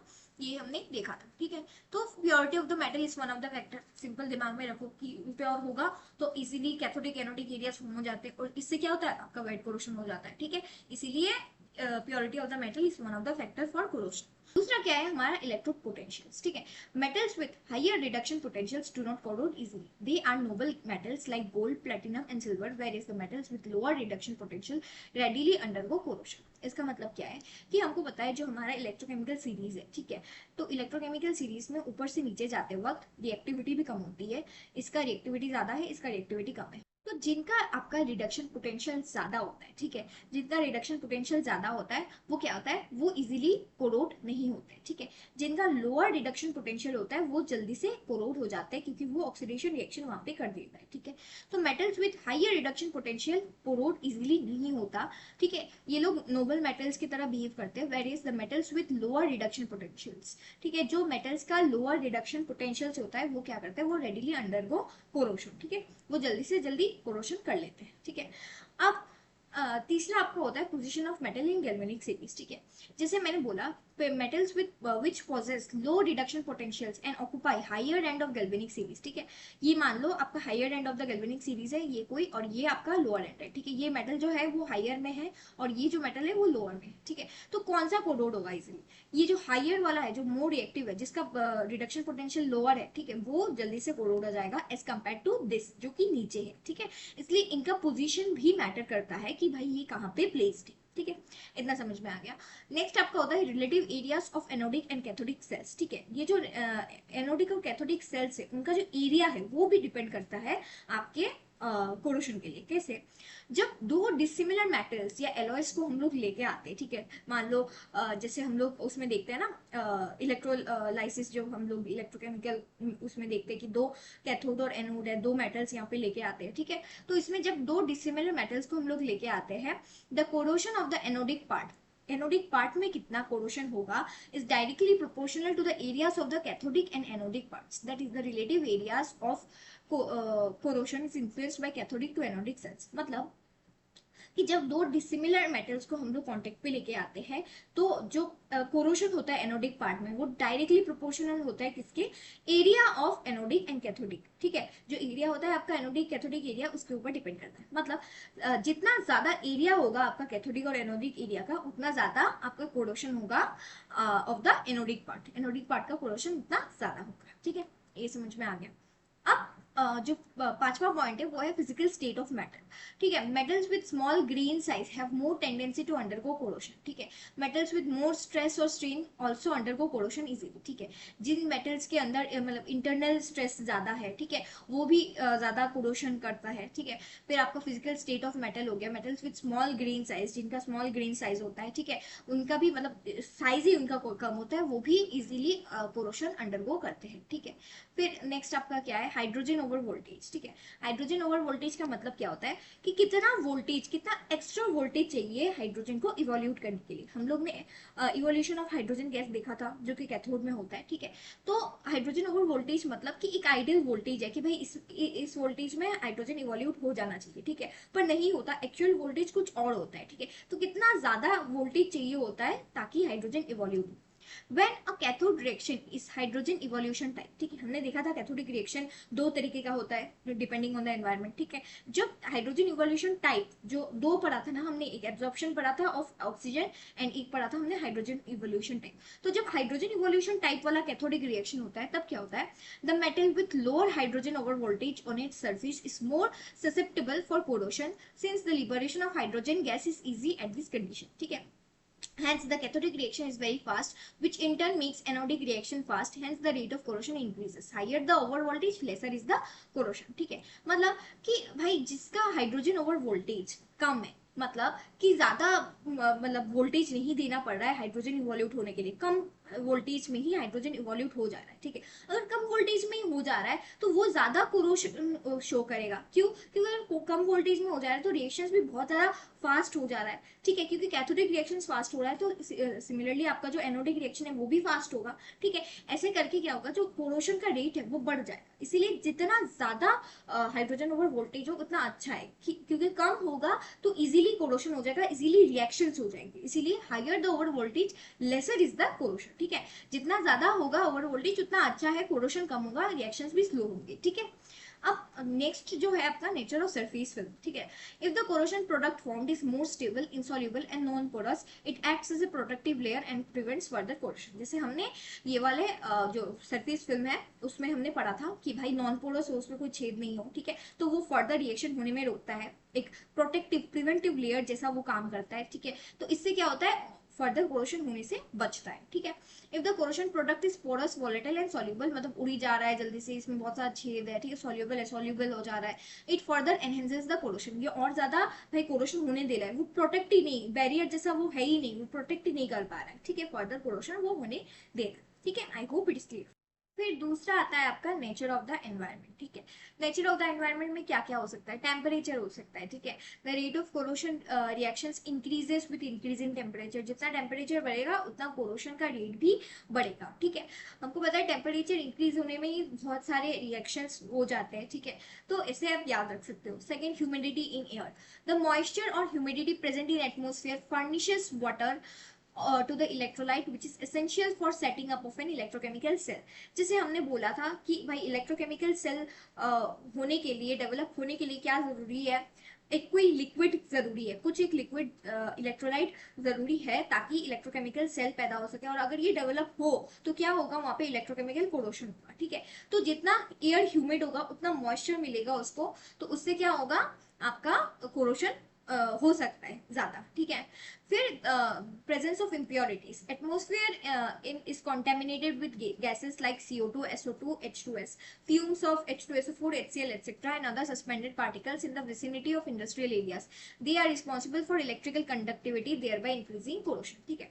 कुछ ना कुछ देखो, हमने इलेक्ट्रोकेमिकल पोर्शन में पढ़ा था, जैसे इलेक्ट्रिकल कंडक्टिविटी होना चाहिए, फिर इलेक्ट्रोलाइट होना चाहिए, तो ये सब चीजें जो नेचर में प्रेजेंट है ना, उन सब की वजह से आपका कोरोशन हो रहा है। इम्प्योरिटीज अगर प्रेजेंट होंगे, बहुत सारे गैसेस होंगे, तो वो क्या करेंगे, इलेक्ट्रिकल कंडक्टिविटी के लिए they will be responsible and they will increase the rate of corrosion, okay. उसके बाद आपका है पीएच वैल्यू, ठीक है। PH value of the medium has the greater effect on corrosion, acidic pH increases the rate of corrosion, ठीक है। ये याद रखना, जो एसिडिक पीएच होता है वो इंक्रीज करता है रेट ऑफ कोरोशन को। amount of oxygen in atmosphere, as the percentage of oxygen in the atmosphere increases, the rate of corrosion also increases due to the formation of oxygen concentration cell. The decay of metal occurs at the anodic part and the cathodic part of the metal is protected। जैसे हमने देखा था more oxygenated area, less oxygenated area, तो अगर बहुत ज्यादा oxygen present होगा तो कंसेंट्रेशन ऑफ ऑक्सीजन भी बढ़ेगा, एंड इससे क्या होगा, आपका एनोडिक एरिया कैथोडिक एरिया अलग अलग फॉर्म हो जाएगा एंड वहां पे कोरोशन होगा, ठीक है। कोरोशन किस पार्ट का होता है, एनोडिक पार्ट का होता है, जो कैथोडिक पार्ट है वो तो बच जाएगा, पर एनोडिक पार्ट पूरा ही पूरा बर्बाद हो जाता है, ठीक है। फिर आपका है velocity of ions which flow in the medium, as the velocity of the diffusion of the ions in the medium increases, the rate of corrosion increases, ठीक है। जो ions है मीडियम में वो जितना जल्दी भागेंगे, जितना ज्यादा वो होंगे, तो उतना ज्यादा कोरोशन होता रहेगा, कोरोशन बढ़ जाएगा, ठीक है। ये कुछ फैक्टर्स है आपके क्या कहते हैं कोरोशन होने के लिए, ठीक है। अब जो लास्ट चीज है हम लोग पढ़ते हैं वो है हमारा कोरोशन कंट्रोल मेथड्स, ठीक है। ये दोनों इंपॉर्टेंट है, अच्छे से अभी समझेंगे, ठीक है। हमारा कैथोडिक प्रोटेक्शन और सरफेस कोटिंग, ठीक है। ये क्या होता है, दो मेथड्स होता है जिससे हम लोग कोरोशन को बचा सकते हैं, कोरोशन होने से बचा सकते हैं। कैथोडिक प्रोटेक्शन सबसे पहले हमारा क्या होता है, ठीक है, समझते हैं। सबसे पहले पढ़ते हैं हमारा कैथोडिक प्रोटेक्शन, ठीक है। कैसे हम इस मेथड से हमारे जो भी है मेटल उसको कैसे कोरोड होने से बचाएंगे, ठीक है। सिंपल चीज है, देखो अभी हमने देखा था कि हमारी इलेक्ट्रोकेमिकल सीरीज में जो जो भी दो, मान लो ये दो कोई मेटल्स हैं, ठीक है, तो ये वाला जो होता है वो मोर रिएक्टिव होता है, ठीक है, एंड ये वाला लेस रिएक्टिव होता है, ठीक है। इतना समझ में आ गया, ठीक। एंड जो मोर रिएक्टिव मेटल होता है इन जनरल केसेस वो क्या होता है, वो कोरोड हो जाता है, ठीक है। और जो लेस रिएक्टिव होता है वो कोरोड नहीं होता है, ठीक है, मतलब वो प्रोटेक्टेड हो जाता है, और ऊपर वाला जो होता है वो कोरोड हो जाता है, जैसे कि हमने गैल्वेनिक कोरोशन के केस पे देखा था, ठीक है। इतना समझ में आ गया। अब मान लो कि कोई एक मेटल है जिसको हमको प्रोटेक्ट करना है, जिसको हमको कोरोशन से बचाना है, ठीक है। जैसे मान लो फॉर एग्जांपल आयरन है, ठीक है, किसी भी आयरन स्ट्रक्चर को हमको कोरोड होने से बचाना है, ठीक है। तो हम क्या करेंगे, आयरन स्ट्रक्चर को ऐसा बनाएंगे कि ये कैथोड जैसा एक्ट करे, ठीक है। कैथोडिक प्रोटेक्शन से ही समझ में आ रहा है। हम इसको कुछ ऐसा जुगलबंदी लगा के कुछ ऐसा बनाएंगे कि ये कैथोड की तरह रिएक्ट करे, ठीक है। वो कैसे करेंगे अब देखेंगे। अब ये चीज मतलब करने के लिए दो मेथड्स होते हैं। एक होता है आपका सेक्रिफिशियल एनोड कैथोडिक प्रोटेक्शन मेथड, एसएसईपी, ठीक है, वही पढ़ना होता है हमको। एंड दूसरा होता है आपका इम्प्रेस्ड करेंट कैथोड प्रोटेक्शन, ठीक है। तो सबसे पहले सेक्रिफिशियल एनोड कैथोडिक प्रोटेक्शन मेथड। इतना समझ में आ रहा है, कुछ सेक्रीफाइस होगा यहाँ पे, कोई सेक्रीफाइस यहाँ पे होने वाला है, ठीक है। जैसे कि मैंने अभी आपको बताया था कि हमारे जो इलेक्ट्रोकेमिकल सीरीज में ऊपर एक हाईली रिएक्टिव मेटल रहता है और नीचे एक लेस रिएक्टिव मेटल रहता है, और जो हाईली रिएक्टिव होता है वो क्या होता है, कोरोड हो जाता है, ठीक है। तो मान लो एग्जाम्पल के लिए जैसे हमने एक आयरन लिया, ठीक है। अब हम ढूंढेंगे कि आयरन से ज्यादा रिएक्टिव, मतलब इलेक्ट्रोकेमिकल सीरीज में आयरन से ऊपर कौन है। तो मान लो कि Zn है, ठीक है, मान लो जिंक है हमारा, या फिर मैग्नीशियम है, ठीक है, मान लो जिंक है, ठीक है। तो ये दो डिसिमिलर मेटल्स को हमने ले लिया, ठीक है। लेने के बाद हम क्या करेंगे, हमको पता है कि ये जो जिंक है ये मोर रिएक्टिव है, ठीक है। ये कैसे ये ऊपर है रिएक्टिविटी सीरीज में, इलेक्ट्रोकेमिकल सीरीज में, तो this will act as anode, ठीक है। एंड क्योंकि ये इस केस में हमारा नीचे हो गया, ठीक है, तो ये प्रोटेक्टेड रह जाएगा, ठीक है। This will act as our cathode, ठीक है। करवा दिया ना इसको कैथोड की तरह एक्ट। वही ऐसा कुछ एक मेटल लेके आऊंगी मैं, जिससे क्या होगा, मेरा जो जिसको मेरे को बचाना है, जिस मेटल को, वो कैथोड की तरह बिहेव करने लगे, वो नीचे हो जाए हमारे इलेक्ट्रोकेमिकल सीरीज, ठीक है। इतना समझ में आ गया। तो मेरा आयरन क्या हो गया, कैथोड बन गया, और मेरा जिंक एनोड बन गया। अब यहाँ पे बलि का बकरा बना कौन, बना जिंक, ठीक है। तो जिंक को हम लोग कुर्बानी देंगे, जिंक का, क्यों, एनोड में है वो, इसका मतलब इसका डिस्ट्रक्शन होने वाला है, कोरोशन होने वाला है इसका। ये तो प्रोटेक्टेड रह जाएगा, ये अभी कोरोड हो जाएगा पूरा, ठीक है। तो क्योंकि ये एनोड में है, इसका डिस्ट्रक्शन हो जाएगा, ये कोरोड हो जाएगा, खत्म। एंड इन दिस वे ये आयरन बच जाएगा, ठीक है। इन दिस वे हमने क्या किया, हमने अपने जो आयरन है उसको कैथोड की तरह बना दिया, कुछ ना कुछ करके, एंड हमने फिर उसको कोरोड होने से बचा दिया, ठीक है। अब इसको सेक्रिफिशियल एनोड क्यों बोलते हैं, आपको समझ में आ रहा होगा। जो जिंक है उसको हमने वो सेक्रीफाइस कर दिया, उसको हमने कोरोड होने दिया, वो कोरोड हो गया, वो चला गया, खत्म, और हमने ऐसे आयरन को बचा दिया, ठीक है। ये समझ में आ गया। अब जो दूसरा टाइप होता है हमारा, वो होता है सरफेस कोटिंग्स, ठीक है। सरफेस कोटिंग्स में क्या होता है, द मेटल सरफेस, जो हमारा मेटल का सरफेस है, दैट इज उसमें कुछ एक कोटिंग लगाते हैं हम लोग, ताकि उसको उसमें फर्दर रिएक्शंस ना हो और उसमें कोरोशन ना हो। पहला हमने क्या पढ़ा, कैथोडिक प्रोटेक्शन, एंड दूसरा है हमारा सरफेस कोटिंग्स, ठीक है। आई होप सब कुछ बहुत अच्छे से क्लियर हो रहा है। सरफेस कोटिंग्स में क्या होगा, सबसे पहला जो मेथड है वो हमारा होता है गैल्वेनाइजिंग, ठीक है। गैल्वेनाइजिंग हम पढ़ते आए हैं। गैल्वेनाइजिंग का मतलब क्या होता है, the process of coating iron and steel articles with a thin coat of zinc, ठीक है। किससे, जिंक से। जब हम आयरन या स्टील आर्टिकल्स, मान लो कुछ कोई एक आयरन का आर्टिकल है, मतलब कोई एक आयरन का कुछ एक चीज है, पार्टिकल आर्टिकल कुछ भी है, उसको क्या करते हैं हम लोग, उसके ऊपर एक कोटिंग लगा देते हैं, किसका, जिंक, ठीक है। जब हम जिंक का एक कोटिंग लगा देते हैं उसके ऊपर, तो फर्दर रिएक्शन नहीं होता, ठीक है। एंड इससे आयरन रस्टिंग होने से, आयरन का रस्टिंग होने से हम लोग बचा सकते हैं, ठीक है। इसको, इस प्रोसेस को हम लोग बोलते हैं गैल्वेनाइजेशन, ठीक है। प्रोसेस कैसे होता है, article to be coated is first cleaned with dilute H2SO4 solution for about इतना मिनट्स के लिए। सबसे पहले हम जिस आर्टिकल को हमको कोट करना है, मान लो कि आयरन आर्टिकल को हमको बचाना है कोरोशन से, ठीक है। तो आयरन आर्टिकल को हमको कोट करना है जिंक से। तो सबसे पहले क्या करेंगे, उस आयरन आर्टिकल को लेंगे, लेने के बाद उसको क्लीन करेंगे विद अ सोल्यूशन, ठीक है, H2SO4 सोल्यूशन के साथ। उसके बाद हम क्या करेंगे, उसको रख देंगे 15-20 मिनट के लिए हाई टेम्परेचर में, मान लो 60 से 90 डिग्री सेल्सियस, ठीक है। इस प्रोसेस को बोलते हैं पिकलिंग। इस प्रोसेस को क्या बोलते हैं, पिकलिंग। इससे क्या होता है, क्योंकि हाई टेम्परेचर भी है, उसको क्लीन कर रही हूँ, तो मतलब क्लीनिंग हो रहा है इससे अच्छे से। जो डस्ट है, डस्ट, स्टील, ऑक्साइड लेयर, जो अलग अलग इंप्योरिटीज है, वो सब चला जा रहा है पिकलिंग की प्रोसेस से, ठीक है। सेकंड क्या करेंगे, article is then treated with 5% HF to dissolve sand particles on the surface of the article, ठीक है। इसको फिर फर्दर ट्रीटमेंट करते हैं, किस लिए, ताकि जो डिसॉल्व्ड सैंड पार्टिकल्स है वो भी सरफेस से चला जाए, ठीक है। मेरे को सरफेस को अच्छे से क्लीन करना है। Any other superficial oxide, if present, is cleaned by passing the article through a 5 to 20% solution of zinc and ammonium chloride. ठीक है, अब उसके बाद भी अगर कोई ऐसा ऑक्साइड रह गया उसके ऊपर, क्लीन नहीं हुआ, तो उसको हटाने के लिए हम क्या करते हैं, फिर से उसको 5 to 20% solution of zinc ammonium chloride से उसको फिर से पास कर देते हैं, ठीक है, उसको क्लीन कर देते हैं। अब तक हम लोग बस उस आर्टिकल को क्लीन कर रहे हैं ताकि उसके सरफेस पे हम जिंक डाल सके, ठीक है। उसके बाद हमने क्या किया, आर्टिकल को वॉश किया, ड्राई किया, dipped in a bath of molten zinc, maintained eight इतना ज्यादा टेम्परेचर, सोचो इतना हाई टेम्परेचर में होता है ये काम। जो आर्टिकल है उसको फिर वॉश कर लिया, ड्राई कर लिया, अब ये रेडी है इसके ऊपर जिंक का कोटिंग लगाने के लिए। फिर हम इसको डिप कर दिया in a bath of molten zinc पे इसको डाल दिया at very high temperature.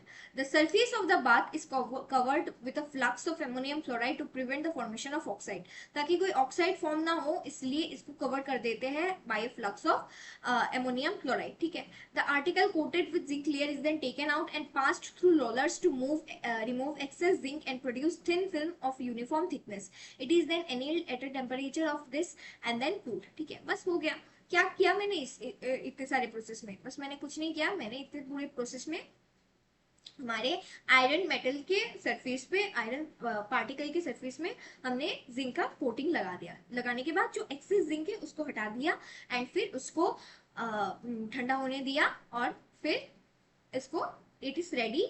इसको इसमें फर्दर कोरोशन अभी नहीं होगा, ठीक है, इतना समझ में आ गया। अब ये किस लिए यूज होता है, फॉर कोटिंग आयरन शीट्स, जैसे हमने बोला वायर्स हो गया, पाइप्स, बॉल्स, स्क्रूज, बकेट्स, कुछ कुछ बस नाम याद रखो, ठीक है।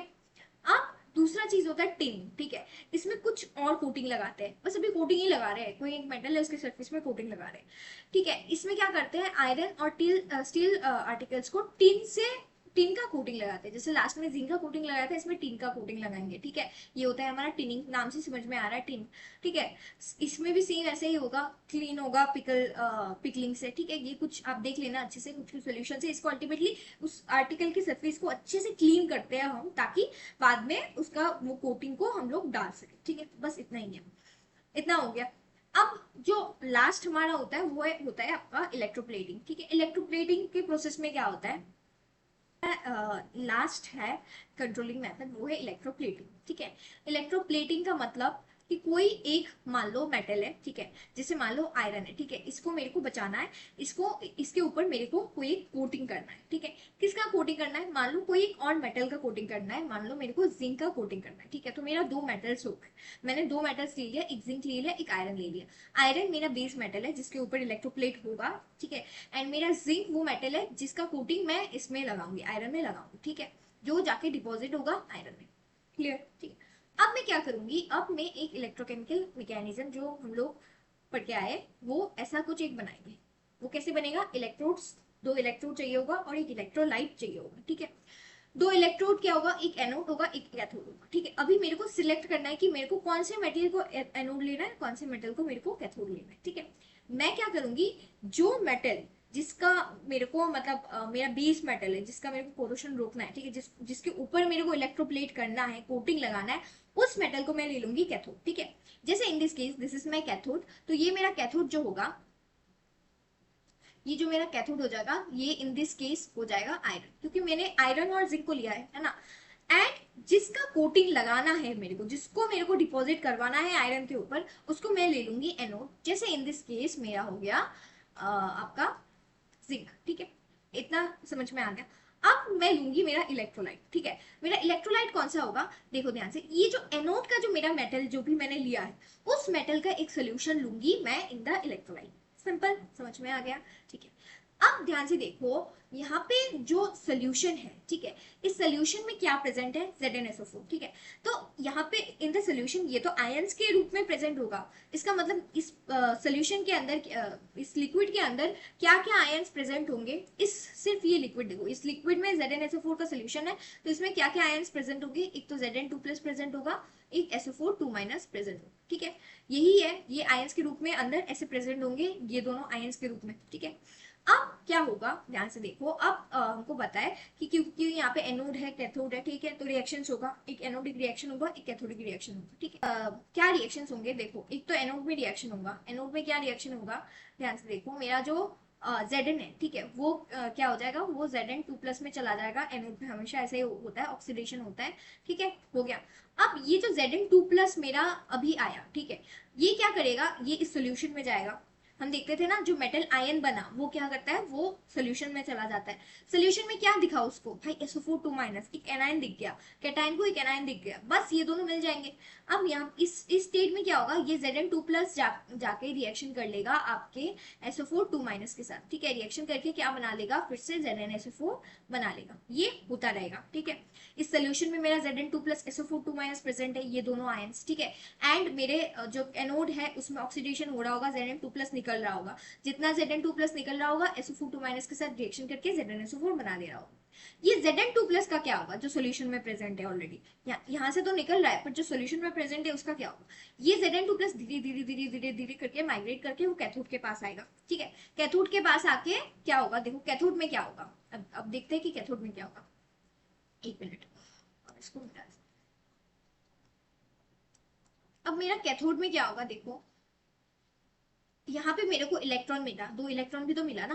एंड जो मेरा सोल्यूशन में जो मेरा Zn2+ है, ठीक है, वो क्या करेगा, वो ये 2 इलेक्ट्रॉन उठाएगा, ठीक है, क्योंकि वो कैथोड के पास जा रहा है, ठीक है। और वो 2 इलेक्ट्रॉन उठाएगा, उठाने के बाद वो क्या बन जाएगा, जिंक, ठीक है। और जाके वो ऐसे जो हमारा कैथोड है उसमें ऐसे चिपक जाएगा, ठीक है, कोटिंग हो जाएगा जिंक का, ठीक है, समझ में आ रहा है।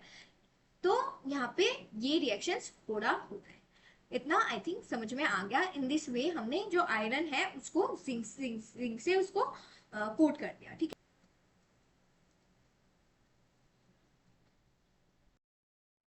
फिर जो आपका टॉपिक आता है वो है ग्रीन केमिस्ट्री, ठीक है।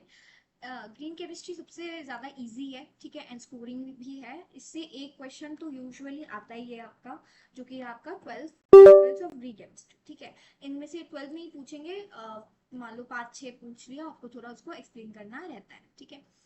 कुछ नहीं है, ग्रीन केमिस्ट्री क्या है, देखो ध्यान से समझो।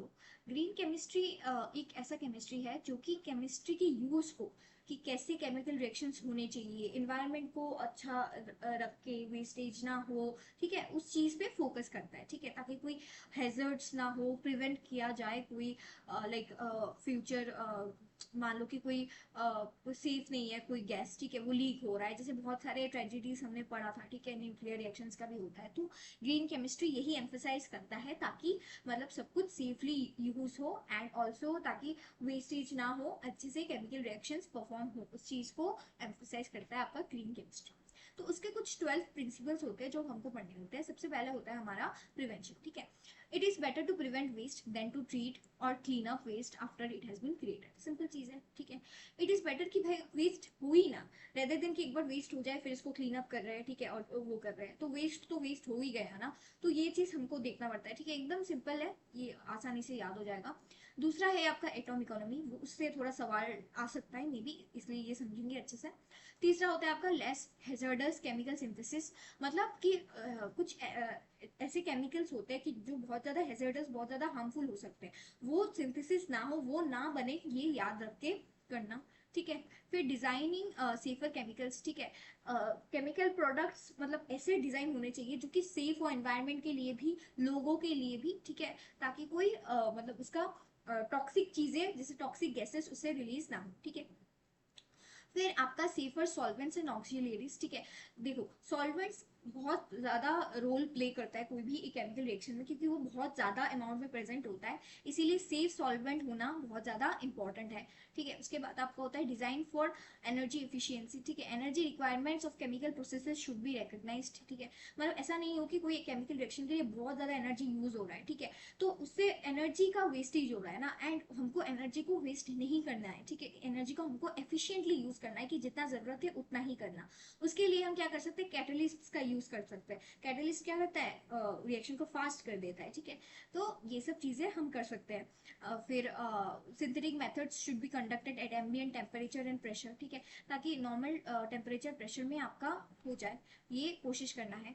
फिर आपका होता है use of renewable feed stocks, ठीक है। फीड स्टॉक मतलब क्या होता है, अ रो मटेरियल और feed stock should be renewable rather than depleting whenever technically and economically practical. इसका मतलब क्या होता है, आपका जो रो मटेरियल है, जो उसको भी बोलते हैं हम लोग फीड स्टॉक, ठीक है। जो रो मटेरियल है वो रिन्यूएबल होना चाहिए, ऐसा नहीं कि उसको एक बार यूज किया फिर खत्म हो गया, ठीक है। वो रिन्यूएबल होना चाहिए एंड डिप्लीटिंग नहीं होना चाहिए कि भाई जो रो मटेरियल्स है वो कम होता जा रहा है, कम होता जा रहा है, फिर उसके बाद वो एकदम वैनिश हो जाएगा, ऐसा नहीं होना चाहिए। ये इकोनॉमिकली प्रैक्टिकेबल भी होना चाहिए, बहुत ज्यादा पैसा ना खर्च हो, ये सब चीजें हमको दिमाग में रखना चाहिए। रिड्यूस डेरिवेटिव्स, ठीक है, हमको अननेसेसरी डिराइवेटाइजेशन, जैसे कि मान लो कुछ होता है ना, बहुत सारे डेरिवेटिव्स निकल जाते हैं कोई केमिकल रिएक्शन करते वक्त, ये हमको अवॉइड करना चाहिए। फिर आपका कैटालिसिस, ठीक है, catalytic reagents as selective as possible are superior to stoichiometric reagents, ठीक है। कैटालिस्ट क्या करते हैं, फास्ट कर देता है रिएक्शन को, ठीक है। तो कैटालिस्ट की जरूरत मतलब है। फिर कैटलिस्ट जितना सिलेक्टिव कैटलिस्ट हो, जो सेफ हो, वो यूज करना चाहिए। Design for degradation, chemical products should be designed so that at the end of their function they break down to innocuous degradation products and do not persist in the environment, ठीक है। अगर मान लो कि कोई chemical चीज मान लो कि waste हो भी जा रहा है, ठीक है, बाई प्रोडक्ट निकल भी जा रहा है, तो इसको अच्छे से डिग्रेड कर पाए, ठीक है, अच्छे से इसको डिग्रेडेशन कर पाए, ऐसा कुछ डिजाइन होना चाहिए, ठीक है। Real time analysis for pollution prevention, ठीक है, कुछ मैथोडोलॉजीज लगा के, ताकि फ्यूचर में भाई क्या इससे क्या नुकसान हो सकता है, वो चीज का एनालिसिस करना बहुत ज्यादा इंपॉर्टेंट है, ताकि फ्यूचर में पोल्यूशन ना हो, ठीक है। Industry inherently safer chemistry for accident prevention, ठीक है, पहले से ही ऐसे सब्सटेंसेस का यूज करना जिससे एक्सीडेंट होने से बच सकता है, या फिर ऐसा कुछ सेफ चीज पहले से बना के रखना, ताकि कोई एक्सीडेंट हो तो उसको हम लोग प्रिवेंट कर सके उस चीज से, ठीक है। ये सब चीजें हमको करना चाहिए, ठीक है। ये 12 आपका प्रिंसिपल हो जाता है। एंड एक चीज होता है आपका एटॉमिक। अब एटॉम इकोनॉमी क्या होता है, ध्यान से देखो। एटॉम इकोनॉमी का मतलब ये होता है कि कितना आपका मान लो कुछ ये आपका पहला रिएक्टेंट है, ये आपका दूसरा रिएक्टेंट है, ठीक है। इससे आपका कुछ प्रोडक्ट बन रहा है, ठीक है, P1 बन रहा है मान लो, और प्लस कुछ बाई प्रोडक्ट बन जा रहा है, ठीक है, साइड प्रोडक्ट जिसको बोलते हैं, जो कि काम का नहीं होता, ये आपका मेन प्रोडक्ट है। तो मतलब एटॉम इकोनॉमी ये बोलता है, हमारा ग्रीन केमिस्ट्री ये बोलता है कि भाई ज्यादा से ज्यादा रिएक्टेंट्स जितने भी यूज हो रहे हैं वो ज्यादा से ज्यादा प्रोडक्ट में कन्वर्ट हो, ऐसा ना हो कि वो वेस्ट हो जाए, ठीक है। मान लो कि यहाँ पे ये रिएक्टेंट्स है, ठीक है, इसका मान लो सिर्फ 60% ही प्रोडक्ट में कन्वर्ट हो रहा है, 40% कन्वर्ट नहीं हो रहा है, ठीक है। तो ऐसा नहीं चाहिए, हमको चाहिए कि ज्यादा से ज्यादा रिएक्टेंट्स प्रोडक्ट में कन्वर्ट हो जाए, ठीक है। ये हमारा होता है एटॉम इकोनॉमी, ठीक है। अब इसको निकालते कैसे, एटॉम इकोनॉमी का मतलब क्या होता है। एटॉम इकोनॉमी मतलब एक मेथड होता है जिससे हम निकालते हैं कि कितना परसेंटेज ऑफ हमारा रिएक्टेंट्स कन्वर्ट हुआ है इन प्रोडक्ट, ठीक है। वो कैसे निकालते हैं, एक एग्जांपल देखो। मान लो कि जैसे यहाँ पे एक रिएक्टेंट दिया हुआ है, यहाँ पे एक रिएक्टेंट दिया हुआ है, तो इसका कुछ फॉर्मूला वेट होगा, ठीक है। ये टोटल जितना भी रिएक्टेंट है इसका कुछ फॉर्मूला वेट होगा, ठीक है। इस फॉर्मूला वेट को मैं बोल दूंगी फॉर्मूला वेट ऑफ मेरा रिएक्टेंट, ठीक है। जैसे मान लो H2O है, ठीक है, H2O का फॉर्मूला वेट कितना हो जाएगा 18, ठीक है, 2 into 1 plus 16 18 हो जाएगा, ठीक है। सिमिलरली ये मेरा रिएक्टेंट का फॉर्मूला वेट हो जाएगा, ये पूरा दिस इसका फॉर्मूला वेट प्लस इसका फॉर्मूला वेट।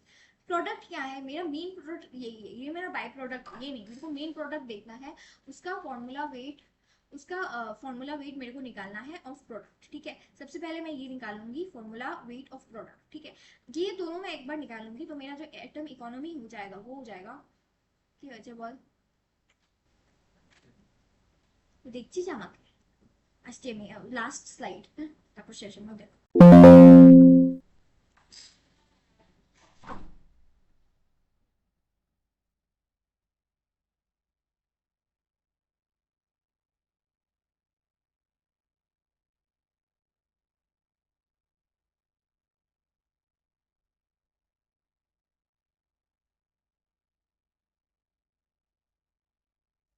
तो आपका एटॉम इकोनॉमी हो जाता है यहाँ पे फॉर्मूला वेट ऑफ हमारा रिएक्टेंट, ठीक है, फॉर्मूला वेट ऑफ हमारा प्रोडक्ट हो जाएगा। फॉर्मूला वेट ऑफ प्रोडक्ट हो जाएगा ऊपर, और नीचे हमारा हो जाएगा जो फाइनल प्रोडक्ट है, ठीक है, उसका जो मेन प्रोडक्ट है वो, और मेरा नीचे हो जाएगा फॉर्मूला वेट ऑफ मेरा रिएक्टेंट्स, ठीक है। इसको मैं इंटू 100 कर दूंगी तो मेरा जो परसेंटेज में आ जाएगा, ठीक है, ये आएगा तो कुछ उसमें आएगा, और इंटू 100 कर दूंगी तो मेरा परसेंटेज में आ जाएगा, ठीक है। मान लो कि ये करके मेरा आ गया कुछ 82%। मतलब क्या है कि मेरा 82% of the reactants have converted into my product, ठीक है। एंड जो रिमेनिंग मेरा कितना रिमेनिंग हो गया, मेरा 18%, रिमेनिंग जो मेरा 18% है वो कन्वर्ट नहीं हुआ है, ठीक है, वो क्या हो गया, मेरा वेस्ट हो गया। मैं नहीं चाहती, मैं चाहती हूँ कि ज्यादा से ज्यादा क्या हो, मेरा रिएक्टेंट्स कन्वर्ट हो उसमें, ठीक है। तो ये आई थिंक क्लियर हो गया होगा, आप निकालोगे आराम से, कोई दिक्कत नहीं।